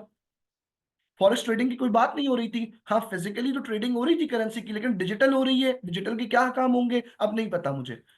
اب میرے سامنے ایک مسئلہ آتا ہے، موضوع نیا ہے، اس کا حکم مجھے نہیں پتا، اور میں نے جب غور و خوض کیا تو مجھے قرآن و حدیث میں اس جیسا کوئی موضوع ملا نہیں۔ اب میں دیکھتا ہوں کہ اس سے نیئرسٹ موضوع کون سا ہے، نیئرسٹ موضوع کون سا ہے، یعنی اس سے ملتا جلتا کوئی اور کون سا موضوع ہے۔ اس موضوع میں دیکھتا ہوں کہ وہ موضوع میں حکم حلال ہے یا حرام ہے۔ مثلا ہم ایک مثال لے لیتے ہیں کہ شراب کی حرمت تو حدیث سے واضح ہے، حدیث میں قرآن مجید میں شراب کی حرمت آئی ہے کہ شراب پینا حرام ہے، شراب کا خریدنا بیچنا حرام ہے۔ اب ہمارے سامنے کوئی نئی چیز آتی ہے، مثلا آج کل یہ مالٹ چل رہی ہوتی ہے مارکیٹ میں، یا پھر کوئی کہے کہ بھئی ہیروئن کا استعمال کرنا کیسا ہے، یا شیشے کا استعمال، آج کل آئس ڈرگ ہوتی ہے وغیرہ وغیرہ، یہ ساری چیزیں آئیں۔ اب مجھے پتہ نہیں ہے کہ یہ چیز حلال ہے یا حرام ہے، شریعت میں لفظ آئس کا تو استعمال نہیں ہوا، آئس کا نشہ ہوتا ہے، اللہ ہم سب کو اور ہمارے فیملیز کو ان چیزوں سے بچائے۔ اب ایک فقی کے سامنے موضوع آیا کہ آیا آئس حلال ہے یا حرام ہے۔ اب فقی یہ دیکھتا ہے کہ شراب حرام کیوں ہے، اس لیے حرام ہے کہ شراب ہے، یا پھر شراب کے حرمت کی وجہ ہے کوئی۔ اب جب وہ غور و خوض کرتا ہے تو اسے پتہ چلتا ہے کہ شراب کے حرام ہونے کی وجہ ہے، وہ وجہ کیا ہے کہ شراب نشہ آور ہے، شراب مسکر ہے، اور شریعت میں یہ حکم ہے کہ جو چیز نشہ آور ہوگی وہ حرام ہوگی، کیونکہ شریعت یہ چاہتی کہ انسان کی عقل کی حفاظت کرے۔ شریعت کے مقاصد میں سے ایک مقصد حفظ العقل ہے، عقل کی حفاظت ہے، لہٰذا ہر وہ چیز جو عقل کے زوال کا، عقل کے زائل ہونے کا باعث بنے، وہ چیز حرام ہے، لہٰذا ہر وہ چیز جو نشہ آور ہوگی وہ حرام ہوگی۔ اب ایک فقی کے سامنے یہ بات واضح ہے کہ نشہ آور چیز حرام ہے۔ اب وہ یہ نہیں دیکھتا کہ مثلا یہ جو آئس کا نشہ ہے، مثلا یہ جو جدید چیزیں آ رہی ہیں اس کے اندر یہ شراب کہلا رہے ہیں یا نہیں، وہ یہ دیکھتا ہے کہ آیا اس میں نشہ ہے یا نہیں ہے۔ اگر اس میں نشہ ہے تو یہ حرام ہے، اگر اس میں نشہ نہیں ہے تو یہ حرام نہیں ہے، کیونکہ حرام ہونے کی وجہ شراب نہیں تھی بلکہ نشہ آور ہونا تھا۔ لیکن کوئی یہ بولے کہ اگر کوئی شخص شراب پیتا اسے نشہ نہیں آتا تو حرام ہے، شراب کے لیے تو حدیث میں صراحت ہے، شراب کے لیے حدیث میں حکم ہے کہ شراب جب تک مادام شراب ہے، چاہے وہ نشہ آور ہو یا نہیں ہو، حرام ہے، شراب کا حکم آ گیا۔ حرمت کی وجہ کیا تھی، حرام ہونے کی وجہ کیا تھی، نشہ آور ہونا تھا۔ اب ہمیں کوئی نئی چیز مل رہی ہے، اس کو شراب تو نہیں کہا جا رہا، تو لہٰذا شراب کے حکم تو گیا، لیکن کیا وہ نشہ آور ہے یا نہیں، یعنی یہ ہم آپ کو مثال دے رہا ہوں، میں حکم نہیں بتا رہا۔ اب آ جائیے قیاس کی جانب۔ قیاس کی اقسام ہے، قیاس کا مطلب کسی ایک شریعہ رولنگ کو دیکھتے ہوئے اسی جیسے سملر موضوع کے اندر شریعہ رولنگ وہی دینا، لیکن قیاس کی درجے ہیں، لیولز ہیں۔ ایسا نہیں ہے شیعوں کے نزدیک قیاس مطلقاً حجت نہیں ہے، شیعہ بھی قیاس کی حجت کو مانتے ہیں، مثلا مگر محدود دائرے کو۔ اہل سنت قیاس کو مطلقاً حجت مانتے ہیں، اللہ قیاس کی ہر صورت کو، شیعہ قیاس کی بعض صورتوں کو حجت مانتے ہیں۔ اچھا، قیاس کی حجت بھی خود ائمہ اہل سنت میں بھی اختلاف ہے، ہر مثلا مالکیہ قیاس کی حجت کے قائل نہیں ہے، احناف قیاس کی حجت کے قائل ہیں۔ مثلا مالکیہ کے نزدیک عمل اہل مدینہ کے عمل کو امام مالک جب بھی فتویٰ دیتے تو اس کے اندر بہت زیادہ اہمیت دیتے کہ اہل مدینہ کیسے عمل انجام دیتے ہیں۔ مثلا مالکیہ کے نزدیک ہاتھ کھول کر نماز پڑھی جاتی ہے، اور اس میں ایک دلیل یہ بھی ہے کہ اہل مدینہ اس دور میں ہاتھ کھول کر نماز پڑھتے تھے۔ مالکیہ کے نزدیک ہاتھ کھول کر نماز پڑھنا چاہیے، جیسے امامیہ ہاتھ کھول کر نماز پڑھتے ہیں، اس طرح دیگر فقہائے کرام وہ ہاتھ باندھ کر نماز پڑھتے ہیں، مثلا ان کے نزدیک وہ حدیث کے ذریعے ثابت ہوا۔ ٹھیک ہے، تو تمام فقہا کے نزدیک جو اہل سنت کے چار مذاہب ہیں، احناف، مالکیہ، شافعیہ، حنابلہ یا امامیہ کے نزدیک قرآن حجت ہے، سب کے نزدیک حدیث حجت ہے، حدیث کے دائرہ کار میں فرق ہے۔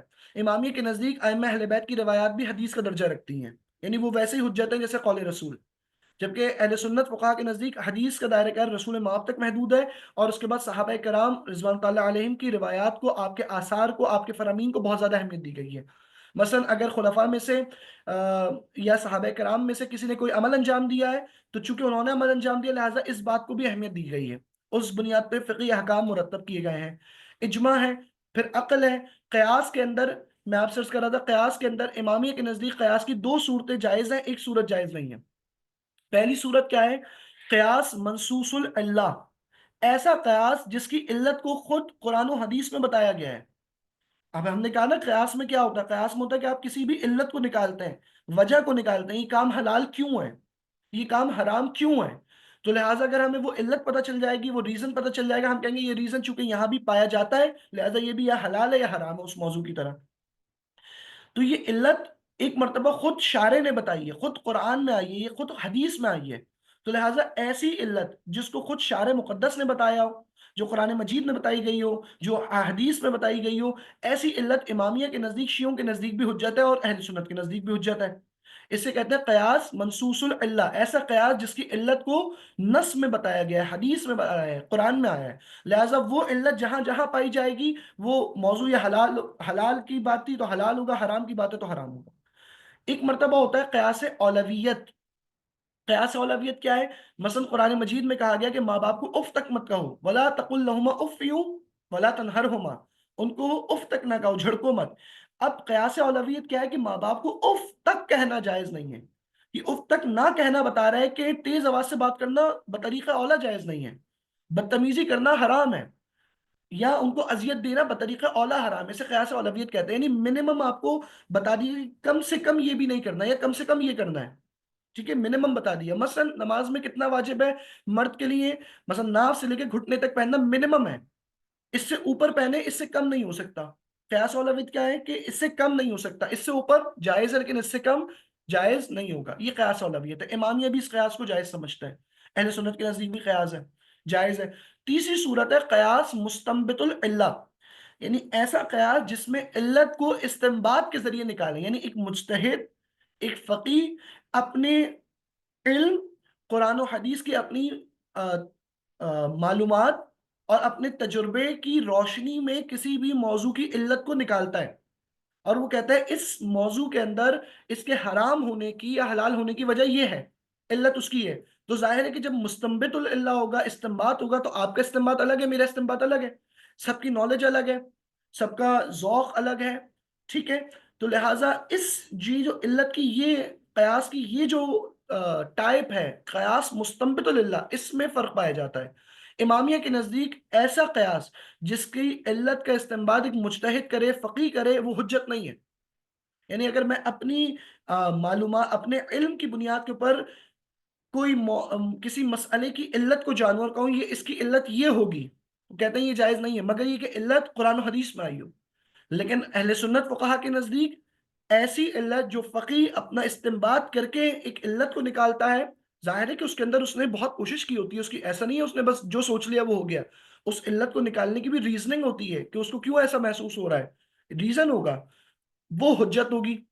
لہٰذا اب ہم یہاں پر دیکھتے ہیں کہ قیاس میں تین ٹائپس ہو گئی۔ ایک قیاس کی بنیادی بات کیا ہو گئی؟ قیاس کا مطلب کوئی نیا موضوع آیا آپ کے سامنے، آپ کو اس کا حکم نہیں پتا، اب آپ دیکھتے ہیں اس سے سملر موضوع کون سا ہے، اس سملر موضوع کے اندر آپ دیکھتے ہیں وہ حلال ہے اور حرام ہے، حلال ہے تو کیوں ہے، حرام ہے تو کیوں ہے۔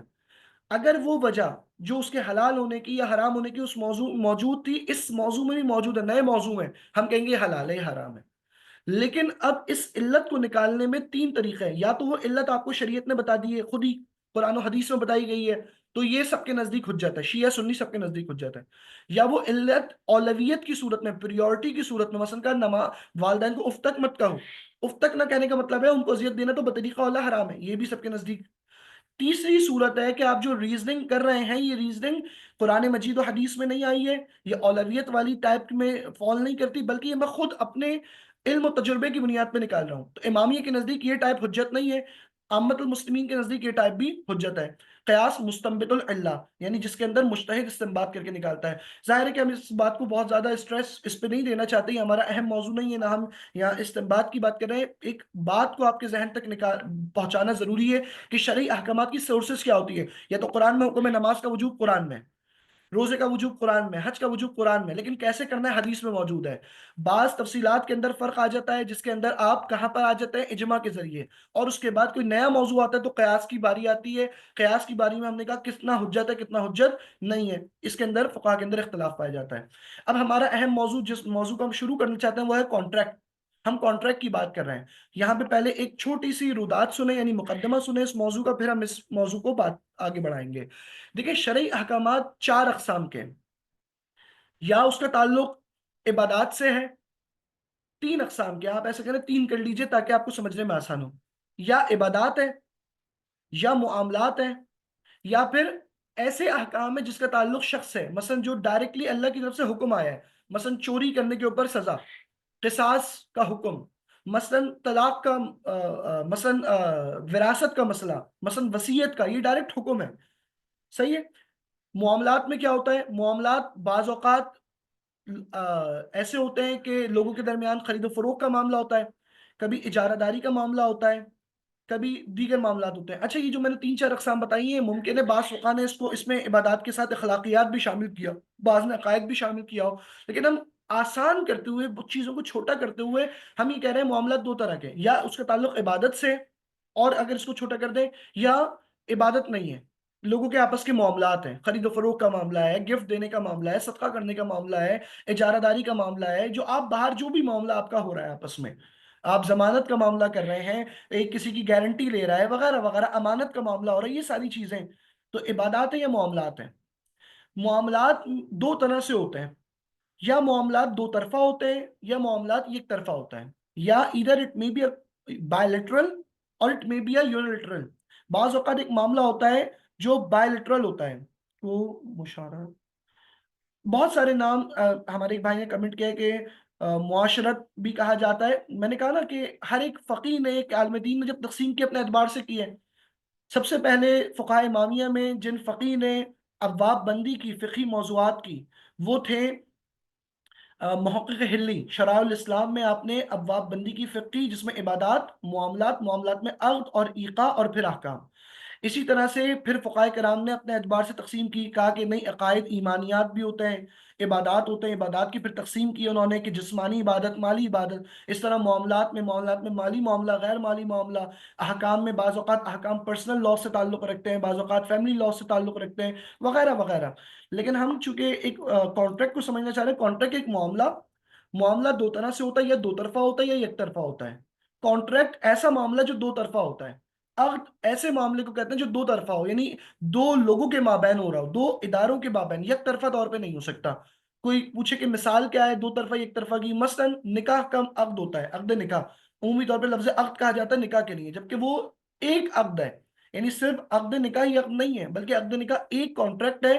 10 طرح کے اور کانٹریکٹ ہوتے ہیں. اب کیسے پتہ چلی کانٹریکٹ ہے یا نہیں، یہ دو طرفہ ہے یا نہیں؟ تو آپ جانتے ہیں دو پارٹیز ہوں گی، اس میں ایک طرف سے لڑکا ہوگا، ایک طرف سے لڑکی ہوگی، اور دو طرفہ ہونے کے بعد دونوں کی رضامندی ضروری ہے. یہ بات اہم ہے. جب ہم کہتے ہیں کانٹریکٹ دو طرفہ ہونا، یعنی دو طرفہ جو دونوں پارٹیز ہیں ان کی رضامندی ہونا ضروری ہے. مثلا اگر ایک طرف سے کہا جائے، مثلا خرید و فروخت کا معاملہ کریں، میں نے کہا کہ میں آپ کو یہ چیز بیچتا ہوں، جب تک کہ آپ اس بیچنے کو قبول نہیں کریں گے یہ معاملہ نہیں ہو پائے گا، یہ ایک طرفہ طور پہ انجام نہیں ہوگا، اس کا اثر کوئی نہیں ہوگا. تو کانٹریکٹ ایسا معاملہ جو دو طرفہ اور دونوں کی رضامندی پہ منحصر ہو. میں نے یہ چیز بیچی ہے تو آپ اس کو خریدنے کو قبول کریں گے، آپ مجھے کوئی چیز بیچ رہے ہیں تو میں اسے بیچنے کو قبول کروں گا. جب تک کہ یہ قبول نہیں ہوگا، ایجاب کے ساتھ قبول نہیں ہوگا، آفر کے ساتھ ایکسپٹنس نہیں ہوگی، یہ معاملہ نہیں ہو سکتا. جبکہ بعض معاملات ایسے ہوتے ہیں کہ جو یک طرفہ طور پہ بھی ہو جاتے ہیں. مثلا میں اپنی کوئی چیز وقف کرنا چاہتا ہوں اللہ کی راہ میں، میں نے کہا میں نے اپنا گھر وقف کیا، جیسے ہی میں نے کہا میں نے وقف کیا، معاملہ ہو گیا ختم. اب اس کے اندر کسی کے قبول کرنے کی ضرورت نہیں ہے. طلاق کا مسئلہ ہوتا ہے، طلاق اگر دی جائے تو اس میں قبول نہیں ہوتا ہے. ٹھیک ہے.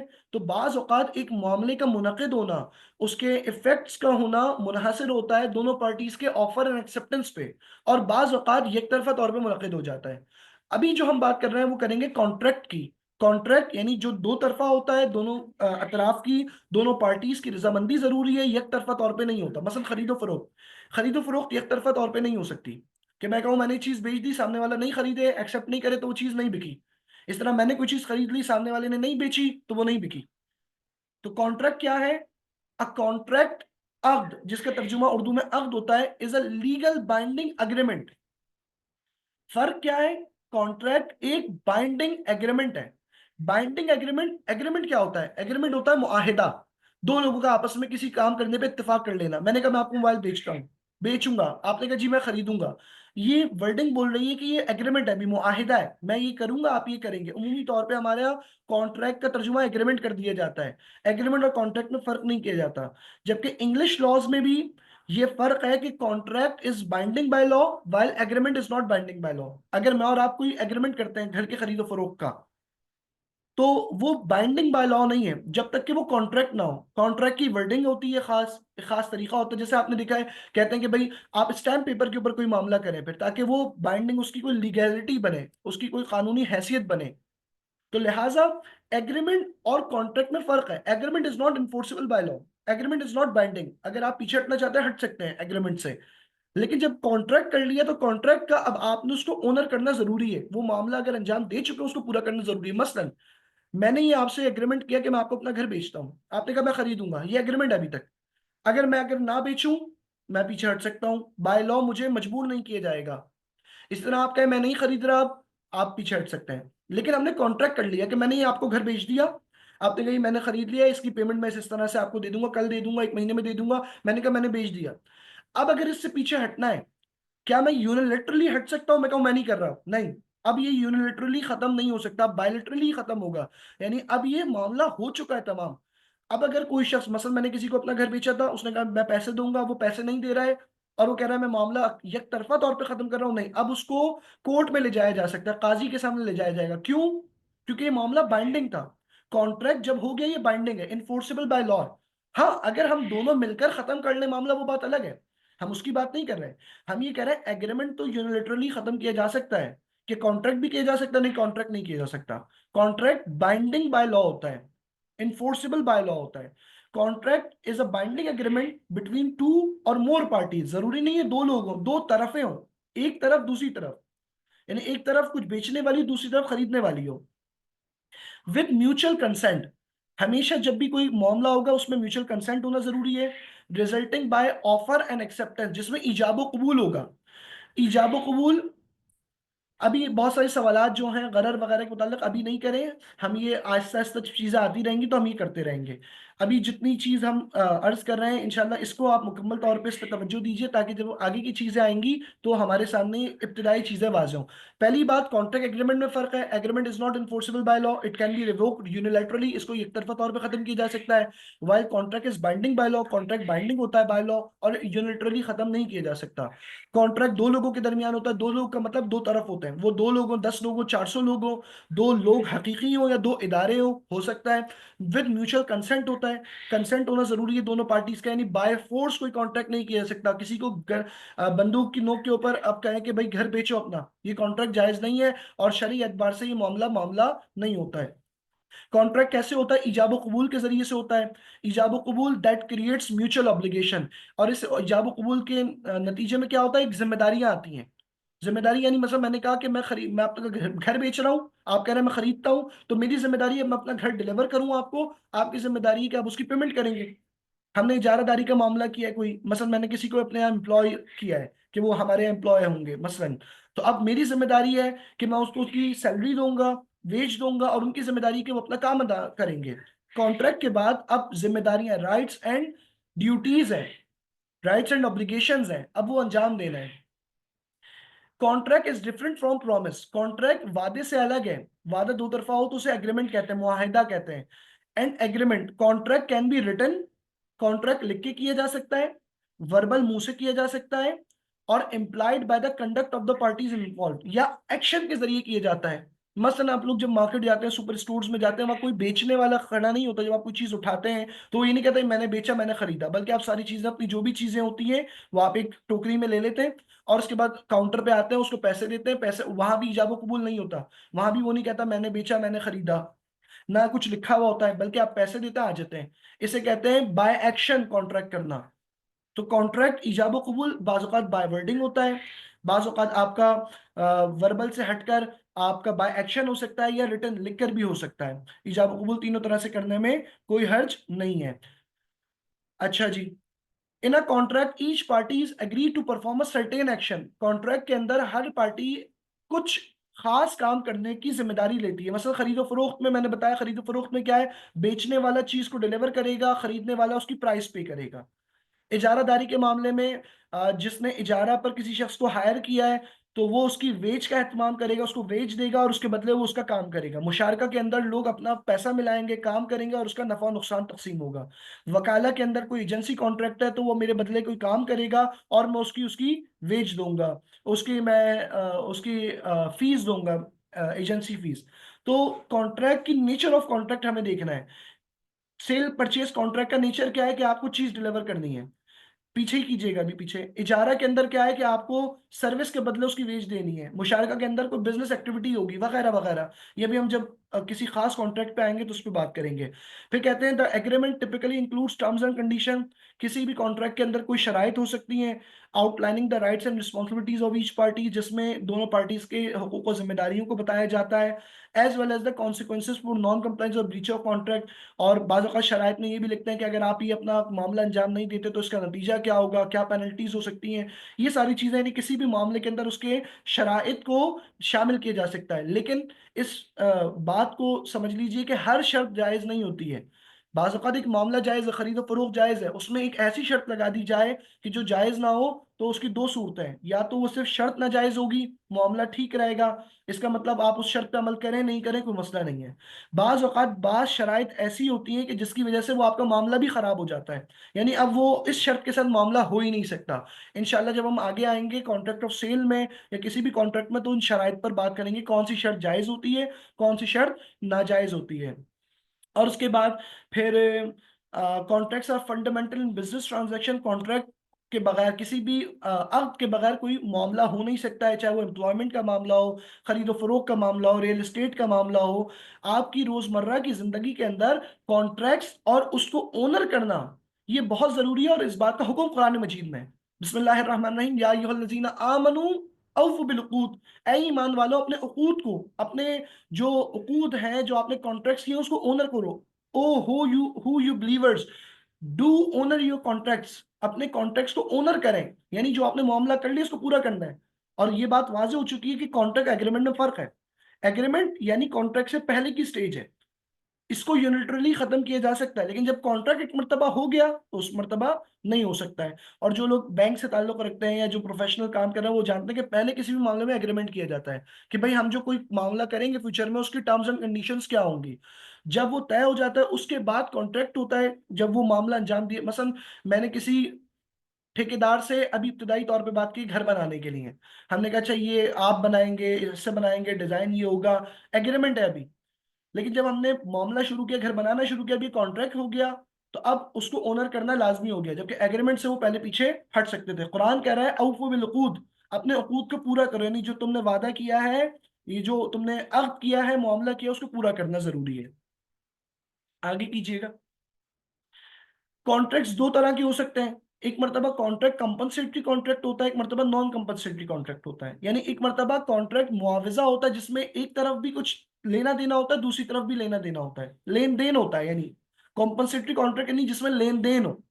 और एक होता है नॉन कंपनसेटरी कॉन्ट्रैक्ट जिसमें होता है दो लोगों के दरमियान है, होता दोनों की रजामंदी से, लेकिन उसके अंदर दोनों तरफ से लेन देन नहीं होता बल्कि एक तरफ से होता है। मसलन लेन देन का मामला क्या होता है, खरीदो फरोख्त, जिसमें आप कोई चीज देते हैं तो आपको चीज मिलती है, यानी पैसे मिलते हैं, उसकी कीमत तो आप कोई चीज दे रहे हैं। मुशारका, आप अपने पैसे लगा रहे हैं तो आपको रिटर्न मिल रहा है। इजारा, कोई काम कर रहे हैं तो उसकी उजरत मिल रही है। वकाला, कोई अपना काम अंजाम दे रहा है उसकी फीस आपको मिल रही है। लेकिन आपके जो कॉन्ट्रैक्ट्स होते हैं, कंपनसेटरी कॉन्ट्रैक्ट, गैर मुआवजा क्या होते हैं, जिसके अंदर एक तरफा तौर पर एक चीज हो रही दो तरफा है, यानी मामला दो लोगों के दरमियान है, दो इदारों के दरमियान है, दो तरफों के दरमियान है, दोनों की रजामंदी जरूरी, ये सब चीजें मौजूद है, लेकिन एवज एक तरफ है। मसलन गिफ्ट, गिफ्ट दो लोगों के दरमियान होता है। मैंने कहा कि मैंने नियत की मैं किसी को गिफ्ट दे रहा हूं, क्या नियत करने से गिफ्ट हो जाएगा? नहीं होगा। जब तक आप किसी को गिफ्ट देते नहीं है तो जाहिर है कि उसका गिफ्ट एक्सेप्ट करना जरूरी है। अगर वो गिफ्ट एक्सेप्ट नहीं करेगा तो गिफ्ट नहीं हुआ, हिबा नहीं हुआ। लेकिन क्या हिबा के बदले वो भी आपको कुछ देगा? कंपनसेशन यानी कोई मॉनेटरी कंपनसेशन देगा? नहीं देगा। इसी तरह वसीयत, वसीयत दो लोगों के दरमियान है, लेकिन वसीयत के मुकाबले में क्या जिसके लिए वसीयत की गई है वो भी वसीयत करने वाले को कुछ देगा? नहीं। मैंने अपनी कोई चीज आपको इस्तेमाल के लिए दी हुई है फ्री में, अगर मैंने उसके बदले पैसे लेने हैं तो वो तो इजारा है कि मैं आपसे कोई चीज दे रहा हूं, उसका यूजर फर्क दे रहा हूं और उससे आपके पैसे ले रहा हूं। लेकिन एक मरतबा मैंने चीज दी है फ्री में इस्तेमाल करने के लिए, घर में रह लें, गाड़ी इस्तेमाल कर लें, ये आरिया है। तो आप देखिए इन दोनों में क्या फर्क है कि सेल परचेज में, पार्टनरशिप में, लीजिंग में, एजेंसी में दोनों तरफ कुछ ले दे रहे हैं, जबकि नॉन कॉम्पल्सरी में है दो तरफा, दोनों का म्यूचुअल कंसेंट जरूरी है, लेकिन लेन देन नहीं है, उसमें एक तरफा देन है, यानी देना है एक तरफ से। इस बुनियाद पर किसी भी मामले के कंपनसेटरी और नॉन कंपनसेटरी होने की वजह से भी फर्क आता है। क्या फर्क आता है कि वो मामला जिसमें लेन देन दोनों तरफ से होती है, शरीयत ने उन मामलात में बहुत ज्यादा एहतियात से काम लिया है। اور اس میں بہت زیادہ تاکید کی ہے کہ ہر چیز واضح ہونی چاہیے، ہر چیز۔ مثلا اگر کوئی چیز بیچ رہے ہیں تو کیا بیچ رہے ہیں، کس تعداد میں بیچ رہے ہیں، ڈیلیور کب کریں گے، اس کی قیمت کیا ہے، قیمت کب ادا کی جائے گی، ساری چیزیں بالکل کرسٹل کلیئر ہونی چاہیے جس میں لین دین ہوتا ہے کمپنسیٹری کانٹریکٹس میں۔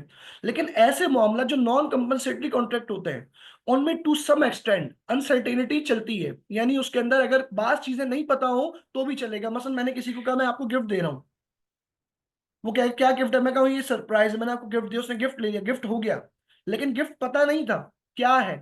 اب وہ جو بھی چیز ہو، بڑی چیز ہو چھوٹی چیز ہو، گفٹ گفٹ ہے، یعنی اس کے اندر انسرٹینٹی کہ گفٹ کیا ہے ضروری نہیں ہے کہ پتا ہو۔ آریا کے اندر میں نے کہا آپ گھر استعمال کر لیجئے، مثلا آپ یہ ساری چیزیں استعمال کر سکتے ہیں، اس کے اندر کوئی پیسے نہیں ہے، اب پیسے نہیں ہے پتا کچھ بھی تو اس سے کوئی مسئلہ نہیں ہے۔ لیکن اگر آپ یہ سیل پرچیز کر رہے ہو، میں کہوں کہ میں یہ چیز بیچ رہا ہوں، شریعت یہ کہتی ہے کیا چیز بیچ رہے ہیں۔ اکثر یہ ہوتا ہے نا گاڑی میں جاتے ہوئے ہم کسی کو بولیں، جیسے ہم نے کیب، اب تو آج کل چونکہ یہ کیبس کا سسٹم آ گیا ہے، آن لائن ٹیکسی آ گئی ہے، تو اس میں پرائس فکس ہو جاتے ہیں، ورنہ یوزولی کیا ہوتا ہے کہ ہم کسی کو کام کے لیے بولے، وہ کہا پیسے دے دیجیے گا اور جو کرایہ دے دیجیے گا۔ نہیں، شریعت کہتی ہے کہ کیا کرایہ کیا طے ہونا چاہیے تاکہ لڑائی نہ ہو، جھگڑا نہ ہو، آپس میں نزاع نہ ہو۔ تو عقد معاوضہ کے اندر ایسے کانٹریکٹ جو کمپنسیٹری ہوتے ہیں، ہر چیز کرسٹل کلیئر ہونی چاہیے۔ آگے چلیں، جنرل جورسپروڈینشل رولز آف کانٹریکٹ، یہ آج کی ہماری آخری بات ہے، اور انشاءاللہ پھر ہم کل سیل کانٹریکٹ پہ بات شروع کریں گے، تو پھر ہم اس کے اوپر بات نہیں کریں گے، آج ہم یہ آخری بات کریں گے۔ اس کے بعد پھر ہم سوالات دیکھیں گے، سوالات کے بعد ہم اپنی بات کو تمام کریں گے۔ معاملات کے اندر کچھ اصول ہیں، کچھ بنیادی قواعد ہیں، جنرل رولز ہیں۔ دیکھیں، عبادات میں اور معاملات میں فرق ہے۔ عبادات کے اندر میں اور آپ کی کسی بھی فقیہ کو بہت زیادہ اختیار نہیں ہے تبدیلی کا۔ مثلا نماز کیسے پڑھی جائے گی، جب رسول مآب سے پوچھا گیا صلی اللہ علیہ وآلہ وسلم کہ نماز کیسے پڑھیں، آپ نے فرمایا سلو کما رأیتمونی اصلی، ویسے نماز پڑھو جیسے نماز مجھے پڑھتے ہوئے دیکھتے ہو، یعنی جیسے رسول مآب نے پڑھی۔ مثلا اگر 2 رکعت نماز آپ نے پڑھی فجر کی تو 2 ہی رکعت رہے گی نماز۔ اگر رمضان میں سب نماز پڑھنے آ رہے ہیں، فجر کی جماعت میں اضافہ ہے، کیا 2 کی 4 ہو سکتی ہے؟ نہیں۔ ظہر کی 4 8 ہو سکتی ہے؟ نہیں۔ 4 2 ہو سکتی ہے؟ نہیں۔ تبدیلی نہیں ہو سکتی۔ روزے رمضان کے رمضان میں رہیں گے، ذی الحج میں نہیں ہو سکتے، شوال میں نہیں ہو سکتے۔ عبادات کے اندر چیزیں فکسڈ ہیں، لیکن معاملات کے اندر ہمیں بنیادی اصول دیے گئے ہیں۔ یہ نہیں بتایا کہ صرف خرید و فروخت جائز ہے، بلکہ خرید و فروخت کے طریقے کو بتایا گیا، خرید و فروخت کے احکام بتا دیے گئے۔ لہٰذا کوئی ایسی چیز جو نہیں ہے، جو اس دور میں موجود نہیں تھی اور آج ہے، تو کیا اب ہم یہی کریں گے کہ قرآن مجید میں اس لفظ کو ڈھونڈیں گے، حدیث میں اس لفظ کو ڈھونڈیں گے؟ نہیں۔ معاملات کے اندر مثلا میں آپ کو مثال دوں، رسول مآب صلی اللہ علیہ وسلم نے لوگوں کو خرید و فروخت کرنا نہیں سکھایا۔ یعنی میں کیا کہنا چاہتا ہوں اس بات سے، یعنی ایسا نہیں ہے کہ رسول مآب سے پہلے لوگ خرید و فروخت نہیں کرتے تھے۔ رسول مآب یعنی اعلان رسالت سے پہلے لوگ خرید و فروخت کرتے تھے۔ عرب کے لوگ تو تھے ہی تجارت کرنے والے، قریش کے لوگ بالخصوص۔ بسم اللہ الرحمن الرحیم، لإیلاف قریش ایلافہم رحلۃ الشتاء والصیف، کہ قریش والے تو تجارت کرتے تھے۔ رسول مآب نے بتایا کن چیزوں کی تجارت جائز ہے، کیسے تجارت جائز ہے، یعنی اس کا مطلب آپ نے اصول بتائے۔ کرایہ داری کا معاملہ اس دور میں بھی ہوتا تھا، یہ تو شروع سے ہو رہا ہے معاملہ۔ کرایہ داری کا معاملہ، لوگ آپس میں پیسوں کو جمع کر کے تجارت کرتے، مشارکہ کرتے، پارٹنرشپ کرتے، یہ ساری چیزیں تھیں۔ تو لہٰذا معاملات کے اندر شارع مقدس ممضی ہے، انڈورسر ہے۔ انڈورسر یعنی رسول مآب اور ہمارے سامنے جو پھر ائمہ اہل بیت کی تعلیمات اور اس کے صحابہ کرام کے اقوال ہیں، تو اس اعتبار سے ہم ان اصولوں کو دیکھتے ہیں، اور اصولوں کی بنیاد پر ہم ایک فقی، ہم سے مطلب ایک فقی ایک شرعی حکم بتاتا ہے، یعنی اس کے لیے ضروری نہیں ہے کہ اب وہ لفظ فارکس ڈھونڈے حدیث میں، نہیں، ضرورت نہیں ہے۔ مثلا لفظ، لوگ پوچھتے ہیں اسلامی بینکنگ کیا ہے، بینکنگ ہو سکتی ہے؟ نہیں، لفظ بینکنگ ہمیں کہیں نہیں ملے گی۔ ہم دیکھیں گے بینک میں معاملہ کیا ہوتا ہے، اگر یہ معاملہ خرید و فروخت کا ہے، مشارکہ کا ہے، اس کے اندر وہ تمام شرائط پوری ہوتی ہیں جو ہونی چاہیے، مثلا اس میں ربا تو نہیں ہے، قرر تو نہیں ہے، قمار تو نہیں ہے، جائز ہے۔ اگر یہ چیزیں ہیں تو معاملہ غلط نہیں ہے، یہ طریقہ غلط ہے، طریقے کو ٹھیک کر دیں معاملہ ٹھیک ہو جائے گا۔ تو یعنی اتنی گنجائش معاملات میں موجود ہے۔ تو کچھ بنیادی اصول ہے۔ پہلا اصل کیا ہے، پہلی بنیاد کیا ہے، اوفوا بالعقود، کہ معاملہ جو ہوگا اس کو اونر کرنا ضروری ہے، جو ہم نے پیچھے بات کی، کسی بھی کانٹریکٹ کو اونر کرنا ضروری ہے۔ وَأَوْفُوا بِالْعَهْدِ إِنَّ الْعَهْدَ كَانَ مَسْئُولًا، کہ اس معاملے کے بارے میں آپ سے پوچھا جائے گا۔ تو پہلی چیز ہے کہ کانٹریکٹ آپ کو پورا کرنا ہے۔ लेकिन क्या हर कॉन्ट्रैक्ट पूरा करना है, सवाल ये है। मसलन अभी हम ये सारी बात कर रहे हैं, कुछ हलाल था कुछ हराम है। हमने जो हदीसें इब्तिदा में डिस्कस की थी उसमें ये था कि बाज तरीके जायज़ हैं बाज नाजायज़ हैं। अब अगर कोई शराब बेचने का कॉन्ट्रैक्ट कर ले, क्या ये भी औफू बिल उकूद में शामिल है कि इसको भी पूरा करना है? नहीं। फिर हम ये देखते हैं कि औफू बिल उकूद मामलात को पूरा करना है, किन मामलात को? जो जायज़ होंगे, जो जायज़ होंगे। वो जायज़ कैसे होंगे? दूसरी रूलिंग क्या है? तिजारतन तराज होनी चाहिए, यानी मामला पूरा करना जरूरी है, लेकिन कौन सा मामला? जो तिजारतन तराज हो, अकले माल बिल बातिल ना हो, जिसमें ला ताकुलू अम्वालकुम बैनकुम बिल बातिल, यानी अकले माल बिल बातिल ना हो, और वो जो मामला हो रहा है वो रजामंदी से हो रहा हो।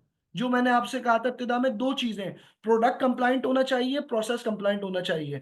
मेरे सामने कोई नया मामला आता है, क्या मैं उसको करूं जायज है या नाजायज? मैं उसके एक प्रोडक्ट को देखूंगा, यानी वो खुद मामला क्या है, वो जायज है या नाजायज है, और फिर उसके तरीक़ेकार को देखूंगा। मसलन मेरे सामने बिटकॉइन का मामला आया, तो मैं बिटकॉइन को दो तरह से डिस्कस करूंगा। कौन सा बिटकॉइन फी नफ्से ही जायज है या नहीं, शराब की तरह है, सुअर की तरह है, और उसके बाद उसको खरीदने बेचने के उस जो उसूल है वो भी मैं इसको देखूंगा, जो कि अभी हम आने वाली नशिस्तों में डिस्कस करेंगे। और उसके बाद अल मुस्लिमून इंद शुरूतिहिम, यानी अगर कोई शर्त करार दी गई है किसी मामले के अंदर, जब तक कि वो हराम शर्त ना हो, नाजायज शर्त ना हो, वो भी पूरी करना जायज है। तो आपके बेसिक रूल्स क्या हो गए कि मामलात को पूरा करना जरूरी है जब वो उसके अंदर दो चीजें पूरी होती हो, अक्ले माल बिल बातिल ना हो, तिजारतन तराज हो, यानी उसका प्रोडक्ट भी कंप्लाइंट हो, उसका प्रोसेस भी कंप्लाइंट हो, और उसके मामले के अंदर जो शराइत है वो शराइत भी जायज होनी चाहिए। यानी बाज़ औक़ात एक मामला ठीक होता है, मैं आपको घर बेच रहा हूँ अपना, मैं आपको गाड़ी बेच रहा हूँ, मैं आपको मसलन मोबाइल बेच रहा हूँ, लेकिन शर्त मैं ये लगा देता हूँ कि मसलन मैं ये मोबाइल तो बेच रहा हूँ लेकिन आप इसके मालिक नहीं बनेंगे, यानी मैं आपको मिल्कियत नहीं दे रहा, जबकि मैं बेच रहा हूँ। बेचने का तकाजा क्या है, इस सेल ऑफ कॉन्ट्रैक्ट का मुक्तजा क्या है, इसकी रिक्वायरमेंट क्या है कि जब आप बेच रहे हैं तो मालिक कोई और है, अब आपको प्राइस मिल जाएगी इसकी। लेकिन अगर मैं शर्त लगा दूं नहीं अब आप नहीं कर सकते, मसलन ये एक शर्त मैं मिसाल के तौर पे जिक्र कर रहा हूँ, इस पर डिस्कस करेंगे मजीद। बाज ऐसी शराइतें जो जायज नहीं होंगी। आगे कीजिए। कॉन्ट्रैक्ट्स में क्या क्या चीजें नहीं होनी चाहिए हमारी, जो बेसिक फ्रेमवर्क है, बेसिकली हम ये कॉन्ट्रैक्ट का फ्रेमवर्क डिस्कस करना चाह रहे हैं। पहला, अक्ले माल बिल बातिल नहीं होना चाहिए। अक्ले माल बिल बातिल की दो तफसीरें हैं, एक ये कि वो चीज दुरुस्त होनी चाहिए, वो चीज हराम नहीं होनी चाहिए, और दूसरा उसका तरीका जायज होना चाहिए। जो मैंने मिसाल दी, आपको दो मिसालें दी। शराब, अक्ल माल बिल बातिल किस तरह है कि शराब को बेचना शरीयत ने ममनू करार दिया, लिहाजा शराब को जितने भी शर्त शराइत के साथ, तमाम रियायत के साथ बेच दिया जाए वो हराम रहेगा। एक मर्तबा वो चीज जायज है लेकिन उसका तरीका जायज नहीं है, मसलन गोश्त बेचा जा रहा है, गाय ही का गोश्त है, खाना भी जायज है, लेकिन वो मुर्दार है, मुर्दार है जायज नहीं, उसका प्रोसेस ठीक नहीं है। खरीदो फरोख्त में जो दीगर चीज है, मसलन उस चीज को बेचना जो मेरी मिल्कियत में हो, मिल्कियत में नहीं है मैं बेच दूं, जायज है ना जायज है। इस तरह जरर व ज़िरार नहीं होना चाहिए, यानी मेरा कोई मामले की जैसे किसी के लिए नुकसान का बायस बने, मैं कहूँ मैं ये आपको पैसे दे रहा हूँ, आपका नफा और नुकसान हो पार्टनरशिप के अंदर, मेरा कोई नुकसान नहीं होगा जबकि मैं आपका पार्टनर हूं, ये जायज नहीं शुमार होगा। इसके ऊपर हम मजीद बात करेंगे। और क्या नहीं होना चाहिए? रिबा नहीं होना चाहिए। रिबा दो तरह का होता है, एक रिबाउल कर्ज होता है, एक रिबाउल मामला। एक मर्तबा रिबा कर्ज का होता है जब आप किसी को कर्ज देते हैं और कोई एक्सेस लेते हैं उसके अंदर, चाहे वो सिंपल इंटरेस्ट हो या कंपाउंड इंटरेस्ट हो, वो दोनों तरह से नाजायज है। इसके लिए अगर आप लोग चाहते हैं तो आपको ग्रुप में रिबा की किताब शेयर की जाएगी इंशाल्लाह, उस किताब को जरूर पढ़ें, और हम अगले हफ्ते इसको मुख्तसर सा या अगली क्लास में मुख्तसर सा डिस्कस कर सकते हैं रिबा को, क्योंकि रिबा एक अहम मौजू है। लेकिन अभी मोटी बात क्या है, अक्ल माल बिल बातिल ना हो, ज़रर व ज़िरार ना हो, रिबा नहीं होना चाहिए। रिबा की दो सूरतें हैं, कर्ज का रिबा, खरीदो फरोख्त का रिबा, यानी खरीदो फरोख्त में भी रिबा होता है, वो भी नहीं होना चाहिए। गरर नहीं होना चाहिए। गरर का एक लफ्जी मतलब है धोखा, और गरर का एक दूसरा मतलब होता है अनसर्टेनिटी, चीजों का वाजे ना होना। मैंने कोई चीज बेची, मैंने कहा यार पैसे दे देना, या मैं बोलूं कि हाँ पैसे दे दो मैं दे दूंगा कोई चीज, क्या चीज देनी है, गरर है इसके अंदर, तो गरर नहीं होना चाहिए। किमार नहीं होना चाहिए। किमार, यस अनूना का अनिल खम्र वल मैसर, ए हबीबी आपसे शराब और जुए के बारे में पूछते हैं। कुल फीहिमा इस्मुन कबीर, कहते हैं इसमें बहुत बड़ा गुनाह है, वह मनाफिउन लिन्नास, लेकिन बाज लोगों का फायदा है। अक्सर लोग ये सवाल पूछ रहे होते हैं हमसे करेंसी ट्रेडिंग के अंदर, फॉरेक्स के अंदर, कि भाई पुट और पुल ऑप्शन इस्तेमाल होता है। जब हम इसके ऊपर डिस्कस करेंगे तो हम करेंगे कि हम एक एजुकेटेड हाइपोथेसिस, एजुकेटेड गैस करते हैं और उसके नतीजे में फायदा हो रहा होता है हमें। इंशाल्लाह हम इस पर डिस्कस करेंगे कल, तब तक के लिए तहम्मुल करें। लेकिन आपको समझाने के लिए क़िमार एक अहम मौजू है, चीज ठीक है, उसमें क़िमार का अगर पहलू आ जाएगा तो मामला जायज नहीं होगा। क्यों? बाजू कहें इसमें प्रॉफिट होता है, हम कहें प्रॉफिट हो ना हो, कुरान भी कहता है कि प्रॉफिट है, मुनाफिउन लिन्नास है, लेकिन वह इस्मुहुमा अकबरु मिन नफ़इहिमा, इसका गुनाह, एक गुना मतलब हराम होना भी, और इसके नुकसानदेह असरात इसके फायदे से बड़े हैं। यानी इसका मुमकिन है शख्सी फायदा हो, लेकिन अगर यही सिस्टम आपका financial system based on speculations हो जाएगा, तो फिर जो इसका नतीजा होगा वो एक किसी इकोनॉमिक रिसेशन की सूरत में होगा, डिप्रेशन की सूरत में होगा, क्राइसिस की सूरत में होगा। और आखिरी चीज, non compliance with specific condition of contract. बाज मामलात में उसकी अपनी खास शराइत होती हैं। मसलन खरीदो फरोख्त की शर्त क्या है? वो चीज बेची जाए जिसका बेचना जायज हो, वो चीज बेची जाए जो मौजूद हो, वो चीज बेची जाए जो मेरी मिल्कियत में हो। क्या मैं किसी और की चीज उसकी इजाजत के बगैर बेच सकता हूँ? नहीं। तो वो शराइत जो उस कॉन्ट्रैक्ट से ताल्लुक रखती हैं उनका भी पूरा होना जरूरी है। अल्हम्दुलिल्लाह आज हमने इब्तदाई तौर पे बात की इस्लामिक लॉ ऑफ कॉन्ट्रैक्ट में के फाइनेंशियल टीचिंग्स क्या हैं, सोर्सेज ऑफ शरिया क्या हैं, उसके बाद कॉन्ट्रैक्ट किसे कहते हैं, कॉन्ट्रैक्ट के जनरल रूल्स क्या हैं, कॉन्ट्रैक्ट के डोंट्स क्या हैं। हमने डूज के ऊपर बात नहीं की क्योंकि डूज बहुत है, किस तरह करना है। बहुत सारी चीजें हलाल है, हमें हराम को समझ लेना है। हराम को समझ लें, आपके लिए हलाल चीजें वाज हो जाएंगी। क्या क्या है? अक्ल माल भी बातिल ना हो, गरर ना हो, जरर ज़रार ना हो, रिबा ना हो, मसलन किमार ना हो, और शराइत पूरी होती हो। अब हम कुछ सवालात देखेंगे और उसके बाद इंशाल्लाह आज की हम नशिस्त तमाम करेंगे, और कल हम एक मुख्तसर सा रीकैप करके सेल कॉन्ट्रैक्ट पे आ जाएंगे। इस बात पे डिस्कस नहीं करेंगे। स्लाइड आपके साथ शेयर कर दी जाएगी, इसको पढ़ लीजिए। आप लोग ये भी कर सकते हैं कि अपने सवालात को ग्रुप में शेयर कर सकते हैं। बार बार एक सवाल होना जरूरी है, अच्छा बात भी नहीं है, उसको पढ़ लिया जाए। और जो हमने डिस्कस नहीं किया उसका सवाल नहीं करेंगे अभी हम। तो आप लोग उसको पढ़ लेंगे, किताब को पढ़ लेंगे। देखिए अभी सवाल आगे में सबने फ्यूचर कॉन्ट्रैक्ट्स अलाउ हैं या नहीं। भाई हम फ्यूचर पे नहीं पहुंचे। फ्यूचर कॉन्ट्रैक्ट बुनियादी तौर पे सेल या परचेज कॉन्ट्रैक्ट होते हैं। तो हम नेचर ऑफ कॉन्ट्रैक्ट, अभी हमने कॉन्ट्रैक्ट स्पेसिफिक डिस्कस नहीं किए। जब हम स्पेसिफिक कॉन्ट्रैक्ट डिस्कस करेंगे तो फिर हम आएंगे। अब हम सवालात कुछ देख लेते हैं इंशाल्लाह, और उसके बाद फिर हम इसको मुकम्मल करेंगे। सवालात आप लोग ग्रुप में भी शेयर कर सकते हैं, आपके साथ किताब शेयर कर दी जाएगी, प्रेजेंटेशंस भी शेयर की जाएंगी, फिर हम सवालात ले सकते हैं। अलबत्ता मैं ये चाहूंगा पहले हम अपने टॉपिक को मुकम्मल करें, उसके बाद सवालात को देखें।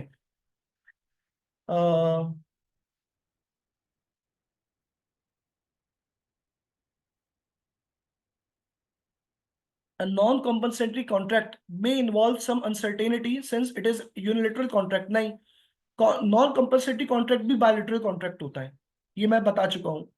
नॉन कंपल्सरी कॉन्ट्रैक्ट बायलिटरल होता है, लेकिन उसमें लेन देन नहीं होता, दोनों तरफ से एवज नहीं होता, कोई मॉनेटरी लेन देन नहीं होता, एक तरफा होता है, जैसे गिफ्ट मसलन।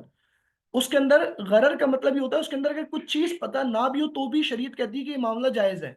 तो लोगों के दरमियान है, उनकी रजामंदी है, लेकिन वो चीज जिसका मामला हो रहा है अगर उसमें थोड़ी बहुत अनसर्टेनिटी हो, मैंने कहा मैं आपको एक गिफ्ट दूंगा या मैं आपको गिफ्ट दे रहा हूँ एक, और मैंने गिफ्ट दे दिया, वो पता नहीं है क्या है।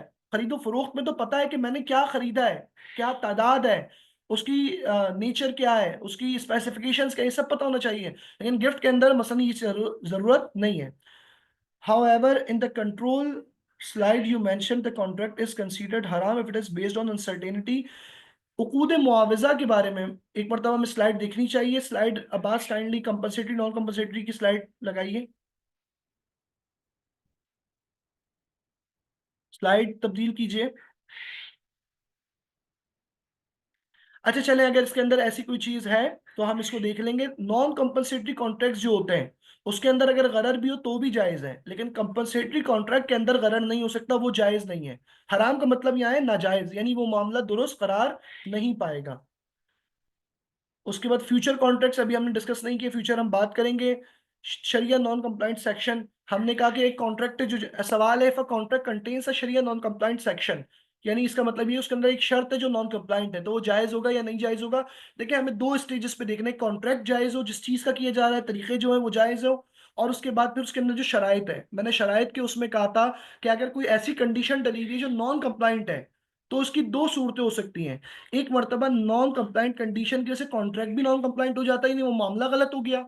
वो हम डिस्कस करेंगे कल जब हम सेल परचेज कॉन्ट्रैक्ट में आएंगे, क्योंकि अभी तो हमने जनरली कॉन्ट्रैक्ट पे बात की है ना। अभी हम जब कॉन्ट्रैक्ट्स बात करेंगे, सेल कॉन्ट्रैक्ट, पार्टनरशिप कॉन्ट्रैक्ट, तो उसकी शराइत अलग अलग होती हैं। बाज औकात एक non complaint contract complaint contract है। मैं मसलन अपना मोबाइल बेच रहा हूँ, आप अपना मोबाइल बेच रहे हैं, कॉन्ट्रैक्ट कंप्लाइंट, आपका अपना मोबाइल है, सब चीजें बाज है, लेकिन एक शर्त है जो कि शर्त जायज नहीं है। तो एक मरतबा शर्त नाजायज होने की वजह से मामला नाजायज हो जाता है, और बाज़ औक़ात शर्त नाजायज होती है लेकिन मामला जायज रहता है, शर्त पर अमल करना जरूरी नहीं होता है। तो दो सूरतें, एक मरतबा शर्त फासिद होती है اور مفسد عقد ہوتی ہے، یعنی خود بھی نان کمپلائنٹ ہے، کانٹریکٹ بھی نان کمپلائنٹ ہو جائے گا اس کی وجہ سے۔ ایک مرتبہ شرط فاسد ہے، کانٹریکٹ ٹھیک رہے گا، شرط پہ عمل کرنا ضروری نہیں ہے۔ سلائڈز بھیج دی جائیں گی۔ Verbal contract proof through witness, دیکھیں جو انہوں نے کہا وربل کانٹریکٹ عقد ہونے کے لیے، کسی بھی معاملے ہونے کے لیے وٹنس کا ہونا ضروری نہیں ہے۔ وٹنس کے ہونے سے کانٹریکٹ نہیں ہوتا، ہاں وٹنس کے بعد اس معاملے میں گواہی آ جاتی ہے۔ لیکن میں کہوں کہ میں اگر اپنا کسی کو، یا آپ کسی کو اپنا موبائل بیچنا ہے، آپ اور آپ کا دوست ہے، سامنے آپ نے بیچ دیا، کوئی گواہ نہیں ہے، تو کیا معاملہ نہیں ہوا؟ معاملہ ہو گیا۔ گواہ ہونا ضروری نہیں ہے، ہاں گواہ ہونا اچھی بات ہے، یعنی یہ ریکمینڈڈ ہے جب کوئی معاملہ کیا جائے اس میں گواہ موجود ہو، اس کو لکھ لیا جائے۔ قرآن مجید میں بار بار کہا گیا وَإِذَا تَدَايَنْتُم بِدَيْنٍ إِلَىٰ أَجَلٍ مُّسَمًّى فَاكْتُبُوهُ، جب کوئی معاملہ کرو ڈیفالٹ کا تو اسے لکھ لو۔ کیا لکھنا اس معاملے کے ہونے کے لیے ضروری ہے؟ نہیں، ضروری نہیں ہے، لیکن اگر آپ لکھ لیں گے تو یہ شرعی حکم ہے کہ آپ پھر بعد کے نقصانات سے بچ سکتے ہیں۔ تو وربل کانٹریکٹ ہو سکتا ہے، اور اس کے اندر اگر آپ کا ٹرسٹ لیول ہوتا ہے، بنیادی طور پہ یہ ٹرسٹ ہے۔ اگر آپ کا ٹرسٹ نہیں ہے، یا دوسری پارٹیز میں، دونوں پارٹیز میں ٹرسٹ کم ہے، تو پھر لکھا بھی جائے گا، اس پہ گواہ بھی بنایا جائے گا۔ لیکن کیا کانٹریکٹ ہونے کے لیے گواہ کا ہونا ضروری ہے؟ ضروری نہیں ہے۔ لیکن بعض کانٹریکٹس ایسے ہیں جو مخصوص ہیں، مثلا نکاح کا، طلاق کا، وہاں پہ گواہی بھی ضروری ہوتی ہے۔ لیکن سیل کانٹریکٹ میں ایسی گواہی کوئی ضروری نہیں ہے، مشارکہ میں ایسی گواہی کوئی ضروری نہیں ہے، اجارہ میں کوئی گواہی ضروری نہیں ہے۔ ایجنسی ہم انشاءاللہ بات کریں گے۔ کانٹریکٹ وربل ہو تو اس کو لیگل کیسے کیا جاتا ہے؟ وربل ہو، مثلا میں نے آپ کو کوئی چیز آج، ہمارے عمومی طور پہ وربل ہی ہو رہے ہوتے ہیں جو چھوٹے موٹے معاملات ہو رہے ہوتے ہیں، یا کوئی آپس میں دوستوں کے درمیان معاملہ ہے، مثلا گاڑی بیچی، رجسٹریشن ہو نہیں ہو، میں نے بیچ دی، آپ نے پیسے دے دیے، آپ کا ہو گیا ختم۔ تو اس کا بہت بڑا تعلق ٹرسٹ سے بھی ہوتا ہے۔ ٹرسٹ کیا ہے؟ ٹرسٹ اگر کم ہے، مثلا پرانے دور میں لکھی ہوئی چیز کی بڑی اہمیت تھی، گواہوں کی بڑی اہمیت تھی، لیکن آج کے دور میں گواہ سے بڑھ کر لکھی ہوئی چیز کی اہمیت ہے، تو عرف بدل گیا ہے، نارم بدل گئی ہے، تو نارمز کا خیال رکھنا چاہیے۔ میرے خیال میں سوال تقریباً پورے ہو گئے۔ انشاءاللہ جنید صاحب نے ہینڈ ریز کیا ہے، اگر ہمارے پروٹوکولز میں گنجائش ہے تو ان کو اوپن کیا جا سکتا ہے مائک کو۔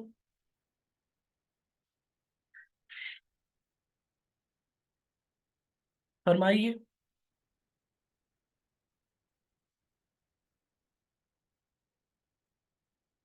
جنید صاحب، آواز آ رہی ہے آپ کو؟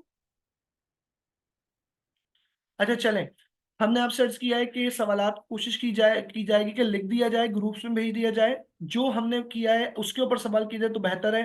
جو بہت ساری چیزیں ڈسکس نہیں ہوئی، ظاہر ہے کہ یہ ایسا موضوع جس کے اوپر سب کے سوالات بہت زیادہ ہیں، اور بہت کچھ معلومات بھی ہے، تو فوراً سے آتا ہے کہ ہم یہ پوچھ لیں، یہ پوچھ لیں۔ تو ہم یہ چیزیں جب آہستہ آہستہ مکمل کریں گے تو یہ ساری چیزیں ہمارے لیے واضح ہو جائیں گی۔ 2 نئے سوال ہیں، اور ان 2 سوالات کے ساتھ ہم بات ختم کر دیں گے۔ بلکہ سوال نہیں ہے، is it possible to share the slide بھی شیئر کر دی جائے گی، اور جو بک میں نے مینشن کی ہے وہ بھی شیئر کی جائے گی۔ میں آپ کو ریکمینڈ کروں گا کہ آپ سیلف اسٹڈی کر کے آئیں، تاکہ بولنے میں مزہ آئے، بات کرنے میں یعنی ہم واضح ہوں چیزیں، بہت زیادہ بیسک باتیں کرنے کی ضرورت ہمیں نہ پڑے۔ انشاءاللہ سلائڈ بھی شیئر ہوگی، یہ ریکارڈنگ بھی، یہ بھی شیئر ہوگی، اور اپنے دوستوں کو بھی کہیے کہ اس پروگرام میں ضرور شرکت کریں، بالخصوص گروپس میں شامل ہوں، اپنے کانٹیکٹس میں اس کو شیئر کیجئے، اور اس پروگرام سے استفادہ کریں۔ انشاءاللہ یہ آپ ہی لوگوں کے لیے ہے، مقصد اس کا ہے کہ معاملات کے حوالے سے فقہ احکامات کو لوگوں تک پہنچانا، اور یقیناً یہ آپ کی توسط سے ذریعے ممکن ہے۔ الصادق انسٹیٹیوٹ نے اس کے لیے ایک اہم قدم اٹھایا ہے، تو الصادق انسٹیٹیوٹ کے ساتھ مربوط رہیں تاکہ ہم اس طرح کے مزید پروگرام سب کے لیے کر سکیں، جو خاص موضوع کا، ایک خاص موضوع کے پر بھی باقاعدہ مستقبل میں پروگرام کر سکتے ہیں۔